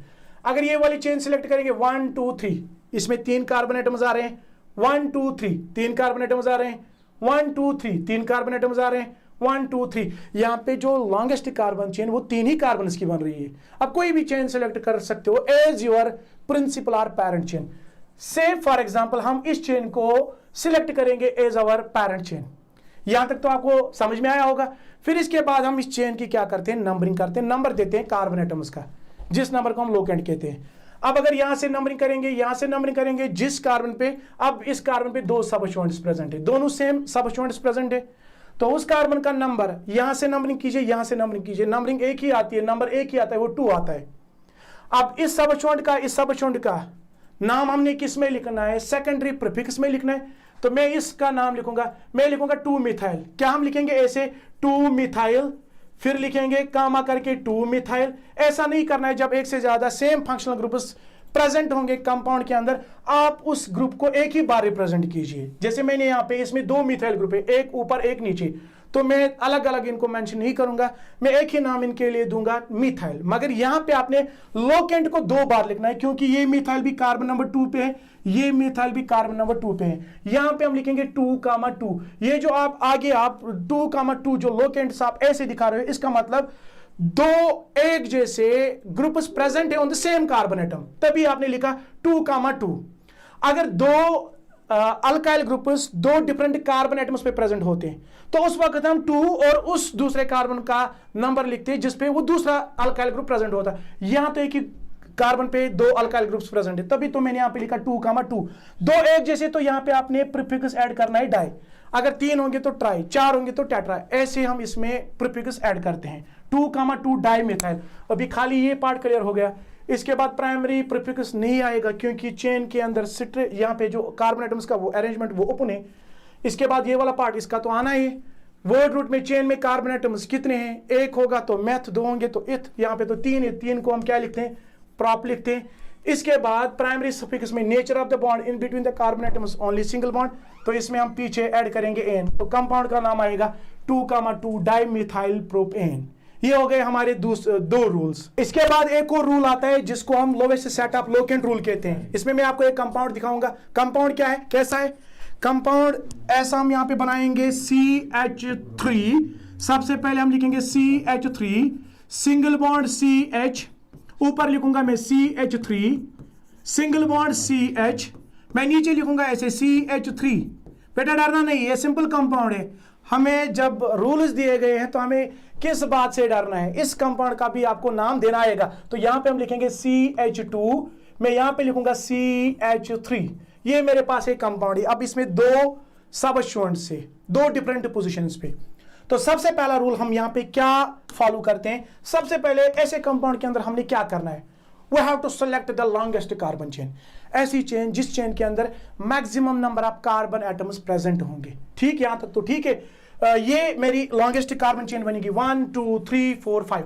इससे पहले और चेक करते हैं, और कोई चेन मत ये जिसमें ज्यादा कार्बन एटम्स आ रहे हैं। 1 2 3 4 5 हो गए 2 चेन्स, 1 2 3 4 हो गई एक और चेन, ये लेकिन ये 4 कार्बन की बन रही है। 1 2 3, ये तो छोटी चेन है। तो जो हमारी लॉन्गेस्ट कार्बन चेन वो ये बनेगी, this will be our longest carbon chain. ये हमारी लॉन्गेस्ट कार्बन चेन बनेगी। ये हमारा सबस्टिट्यूएंट कहलाएगा, ये हमारा सबस्टिट्यूएंट कहलाएगा। अब इस चेन के हमने नंबरिंग करनी है, लोकेंट्स मेंशन करने हैं, मगर नंबरिंग कहां से करेंगे, so that the carbon to which any alkyl group is attached, the carbons they must get the lowest possible number। अब यहाँ पे 2 कार्बन्स ऐसे हैं जिन पे 2 साइड चेन से, एक ये कार्बन एक ये कार्बन। अगर नंबरिंग बेटा यहां से करेंगे 1 2 3, ये आएगा 3 और इसका आएगा 4। सेट क्या बनेगा लोकेंट इसका, ये बनेगा 3,4 34। अगर नंबरिंग यहां से करेंगे, नंबरिंग कैसी होगी, numbering will be like this 1 2 3 4 and 5। जिस कार्बन पे पहला सबस्टिट्यूएंट उसका नंबर 2 आता है और जिस कार्बन पे दूसरा सबस्टिट्यूएंट उसका नंबर वो 3 आता है, तो यहां पे हम लिखेंगे 2,3। सेट बन रहा है यहां पे लोकेंट्स का, दिस इज 3,4, दिस इज 2,3। तो रूल आपको ये बता रहा है कि आप उस सेट को लोकेंट्स का जो सेट है उस सेट को आप सिलेक्ट कीजिए which is lowest. Is 3,4 lowest or 2,3? 2,3 is the lowest set of locanthus। लेकिन ये 2,3 आपका कहां से आया? जब आपने नंबरिंग कहां से की? From left to right. ऐसा कंपाउंड आपके पास था, ठीक है। इसके बाद इस कंपाउंड का हमने नाम देना है according to this sequence. Secondary prefix देखेंगे आएगा कि नहीं आएगा, आएगा ना। क्यों? क्योंकि सब स्टूडेंट में आप चेक कीजिए ना, टेबल है ना आपके पास, बार बार क्यों मुझे बताना पड़ रहा है, आपके पास टेबल है, आप इसको चेक कीजिएगा। CH3 प्रेजेंट है, वेरी गुड। तो CH3 जब प्रेजेंट है यहाँ पे, एक यहाँ पे एक यहाँ पे, तो दोनों का सेकेंडरी प्रीफिक्स आएगा। अब चूंकि एक जैसे हम दो बार नहीं लिखेंगे, हम एक ही नाम लिखेंगे। मैं लिखूंगा मिथाइल, ये मैं लिखूंगा मिथाइल। अब मिथाइल एक ही मत है, दो है, एक कहां पे, एक कार्बन नंबर 2 पे और दूसरा किस पे, कार्बन नंबर 3 पे। जब एक जैसे होते तो यहां पे हम ऐड करते हैं किसको, प्रीफिक्स में डाई। तो 2,3 डाई, मैं यहां पे लिखूंगा ऐसे 2,3 डाई क्या प्रेजेंट है, मिथाइल। यहां तक ये आपका कौन सा पार्ट क्लियर हुआ, सेकेंडरी प्रीफिक्स। फिर इसके बाद प्राइमरी प्रीफिक्स में बॉन्ड इस चेन के अंदर arrangement of the carbon atoms open, skip कीजिए वर्ड रूट। इसमें 5 कार्बन, तो यहां पे हम लिखेंगे पेंट। फिर इस चेन के अंदर ये वाला पार्ट यूज करेंगे प्राइमरी सफिक्स जो हम देते हैं on the base of the nature of bonds present in between the carbon atoms. तो सिंगल बॉन्ड, तो यहां पे हम लिखेंगे ANE। कंपाउंड का नाम आएगा 2,3 डाई मिथाइल पेंटेन, ठीक। इसके बाद एक और रूल, जरा उस रूल को देखते हैं। वो रूल क्या है? It is alphabetical order of side chain और सबस्टिट्यूएंट्स। यहां पे एक कंपाउंड बनाएंगे, उसी कंपाउंड में आपको ये रूल समझ आएगा। हाँ, यहाँ पे अगर मैं ऐसे लिख रहा हूं, मैंने इस कंपाउंड को यहां से, इस ग्रुप को मैंने यहां पे हटा के मैंने BR लगाया। ध्यान से सुनिएगा। अब इसमें 2 सबस्टिट्यूएंट्स है, 2 डिफरेंट सबस्टिट्यूएंट्स, दोनों सबस्टिट्यूएंट्स का नाम सेकेंडरी प्रीफिक्स में आता है, एक मिथाइल और दूसरा ब्रोमो। नंबरिंग तो ऐसी ही करनी है, लोवेस्ट सेट पहले आपने ढूंढना है। नंबरिंग तो आपने सही की है 1 2 3 4, मगर यहां पे सवाल ये पैदा होता है पहले इस सबस्टिट्यूएंट का नाम लिखें कि पहले इस सबस्टिट्यूएंट का नाम लिखें। आपने सबसे पहले उस सबस्टिट्यूएंट का नाम लिखना है जिसका पहले अल्फाबेट आता है। जैसे हम AB पढ़ते हैं, AB में पहला अल्फाबेट कौन आता है, M, इसका नाम मिथाइल है, M आएगा कि B आएगा। डेस्पाइट इसका अगर नंबर ज्यादा भी आ रहा है तो आपने इसमें जो नाम देना है सबसे पहले ब्रोमीन का नाम देना है। अब ब्रोमीन किस कार्बन पे, it is on carbon number 3। हम बेटा यहां पे लिखेंगे 3 ब्रोमो, ये हो गया हमारा ब्रोमो क्योंकि इसका अल्फाबेट पहले आया। फिर इसके बाद मिथाइल किस कार्बन पे, it is on carbon number 2, लिखेंगे 2 methyl, it is 3 bromo 2 methyl, हो गया आपका सेकेंडरी प्रीफिक्स। फिर प्राइमरी प्रीफिक्स नहीं आएगा, वर्ड रूट इसमें चेन के अंदर कार्बन 5 तो पेंट लिखेंगे। फिर इसमें प्राइमरी सफिक्स N आएगा तो कंपाउंड का पूरा नाम आएगा 3 ब्रोमो 2 मिथाइल पेंटेन। यहां तक तो आपको समझ में आया होगा। अब अगर ऐसे कोई कंपाउंड होगा, यहां पे इस हाइड्रोजन को हटा के हम ऊपर लिखेंगे BR। मैंने अब BR को 2 बार लिखा, नंबरिंग तो यही रहेगी। अब ब्रोमो 2 बार है, दोनों कार्बन नंबर 3 पे प्रेजेंट है, तो मैं इस ब्रोमो का एक ही बार नाम लिखूंगा, मैं लिखूंगा ब्रोमो। मगर दोनों ब्रोमो किस कार्बन पे, 3,3, यहां पे ऐड करना है डाई, ये आएगा 3,3 डाई ब्रोमो। फिर एक ग्रुप जिसका अल्फाबेट बाद में आता है, मिथाइल, किस कार्बन पे, it is on carbon number 2, हम लिखेंगे 2 methyl, 3 bromo 3,3 die bromo 2 methyl. इसका आएगा सेकेंडरी प्रीफिक्स। प्राइमरी प्रीफिक्स में यहाँ पे चेन में कार्बन एटम्स 5 है तो पेंट आएगा। फिर ये वाला पार्ट प्राइमरी सफिक्स में ANE आएगा, कंपाउंड का पूरा नाम आएगा 3,3 डाई ब्रोमो 2 मिथाइल पेंटेन। अब अगर ऐसा कंपाउंड होगा, इसी कंपाउंड की हम मॉडिफिकेशन करके इस हाइड्रोजन को हटा के यहाँ पे हम CH3 लगाते हैं। अब इस कंपाउंड में 2 मिथाइल 2 ब्रोमो प्रेजेंट है, तो पहले नाम किसका आएगा, पहले ब्रोमो का नाम आएगा क्योंकि इसका अल्फाबेट पहले आता है। हम यहां पे लिखेंगे 2,2 डाई ब्रोमो, हो गया हमारा ब्रोमो कंप्लीट। अब इसमें मिथाइल 2 है, एक कार्बन नंबर 2 पे, दूसरा भी कार्बन नंबर 2 पे, हम लिखेंगे 2,2 मिथाइल, एक ही बार लिखेंगे, ये 2 है तो डाई मिथाइल हम यहां पे ऐड करेंगे। बाकी जो इसका नाम वो वही आएगा pentane, word root 5 primary suffix में N, तो इसका नाम पेंटेन आएगा। 2,2 di bromo 2,2 di methyl pentane इसका नाम आएगा। इसके बाद अगर ऐसा कंपाउंड आपके पास होगा, यहाँ पे CH, यहाँ पे आपके पास यह कंपाउंड, यहाँ पे हम नया बनाएंगे। ऐसे हमारे पास कोई कंपाउंड है, कंपाउंड हम बनाएंगे यहाँ पे CH3 सिंगल बॉन्ड CH ऊपर मैं लिखूंगा CH3 सिंगल बॉन्ड CH, मैं लिखूंगा यहाँ पे CH, यहाँ पे 2 लिखेंगे CH, ऊपर लिखेंगे Br, यहाँ पे लिखेंगे CH3। अब आपके पास ऐसा कंपाउंड है जिसमें दो substituents but they are placed at equivalent positions. यहां से नंबरिंग करो तो पहले कार्बन पे जिस पे साइड चेन प्रेजेंट है कार्बन नंबर 2 आता है। आप यहां से नंबरिंग करो तो दूसरे कार्बन पे जिस पे साइड चेन प्रेजेंट है। तो दो different substituents they are placed at equivalent positions. अब नंबरिंग कहां से करनी है? नंबरिंग आपने वहां से, अगर दो डिफरेंट सबस्टिट्यूएंट्स इक्विवेलेंट पोजीशंस पे प्रेजेंट होंगे, आप नंबरिंग वहां से कीजिए जिस साइड से जो अल्फाबेट पहले आता है उसका लोएस्ट नंबर आना चाहिए। इसका क्या मतलब है? इसका ये मतलब है कि आपने इस साइड से नंबरिंग करनी है, क्योंकि बी का जो अल्फाबेट पहले आता है हम लिखेंगे 1 2 3 4 5। अब नाम देना है दो सबस्टिट्यूएंट से। ब्रोमो आपका मिथाइल है, ब्रोमो किस कार्बन पे? It is on carbon number 2, हम लिखेंगे 2 ब्रोमो। फिर दूसरा सबस्टिट्यूएंट जिसका सेकेंडरी प्रीफिक्स में नाम आता है, ये आएगा 4 मिथाइल, हम लिखेंगे 4 मिथाइल। 4 मिथाइल ये हो गया आपका सेकेंडरी प्रीफिक्स। फिर प्राइमरी प्रीफिक्स नहीं आएगा, वर्ड रूट इसमें 1 2 3 4 5 पेंट। फिर इसके बाद प्राइमरी प्रीफिक्स में एन ऐड करना है तो नाम आएगा 2 ब्रोमो 4 मिथाइल पेंटेन। बात समझ में आई? अगर ए से हम इसमें दिखाएं, यहाँ पे इस हाइड्रोजन को हटा के यहाँ पे Cl लिखते हैं। अब इसमें 3 सबस्टिट्यूएंट से, 3 डिफरेंट सबस्टिट्यूएंट से, तीनों अलग अलग है। सबसे पहले ब्रोमो का नाम, उसके बाद क्लोरो का नाम, बी पहले, उसके बाद सी उसके बाद आता है, फिर उसके बाद एम आता है। तो अल्फाबेटिकल ऑर्डर हम यहाँ पे फॉलो करेंगे। नंबरिंग यही रहेगी। नाम आएगा 2 ब्रोमो 2 क्लोरो 4 मिथाइल पेंटेन, इस कंपाउंड का नाम आएगा। ऐसे जो हमारा जो नॉमेनक्लेचर अल्केन्स का ये कंप्लीट हो गया। अब नेक्स्ट सेशन में अल्कीन्स और अल्काइन्स का कंप्लीट करेगा, और जो बाकी इसमें टॉपिक्स रहते हैं जैसे कि होमोलॉगस सीरीज या कार्बन कंपाउंड्स की chemical properties, soaps and detergents, एक इंपॉर्टेंट टॉपिक इसमें रहता है, वो उसी सेशन में कंप्लीट करेंगे। टिल देन अपना ख्याल रखिए, बाय बाय।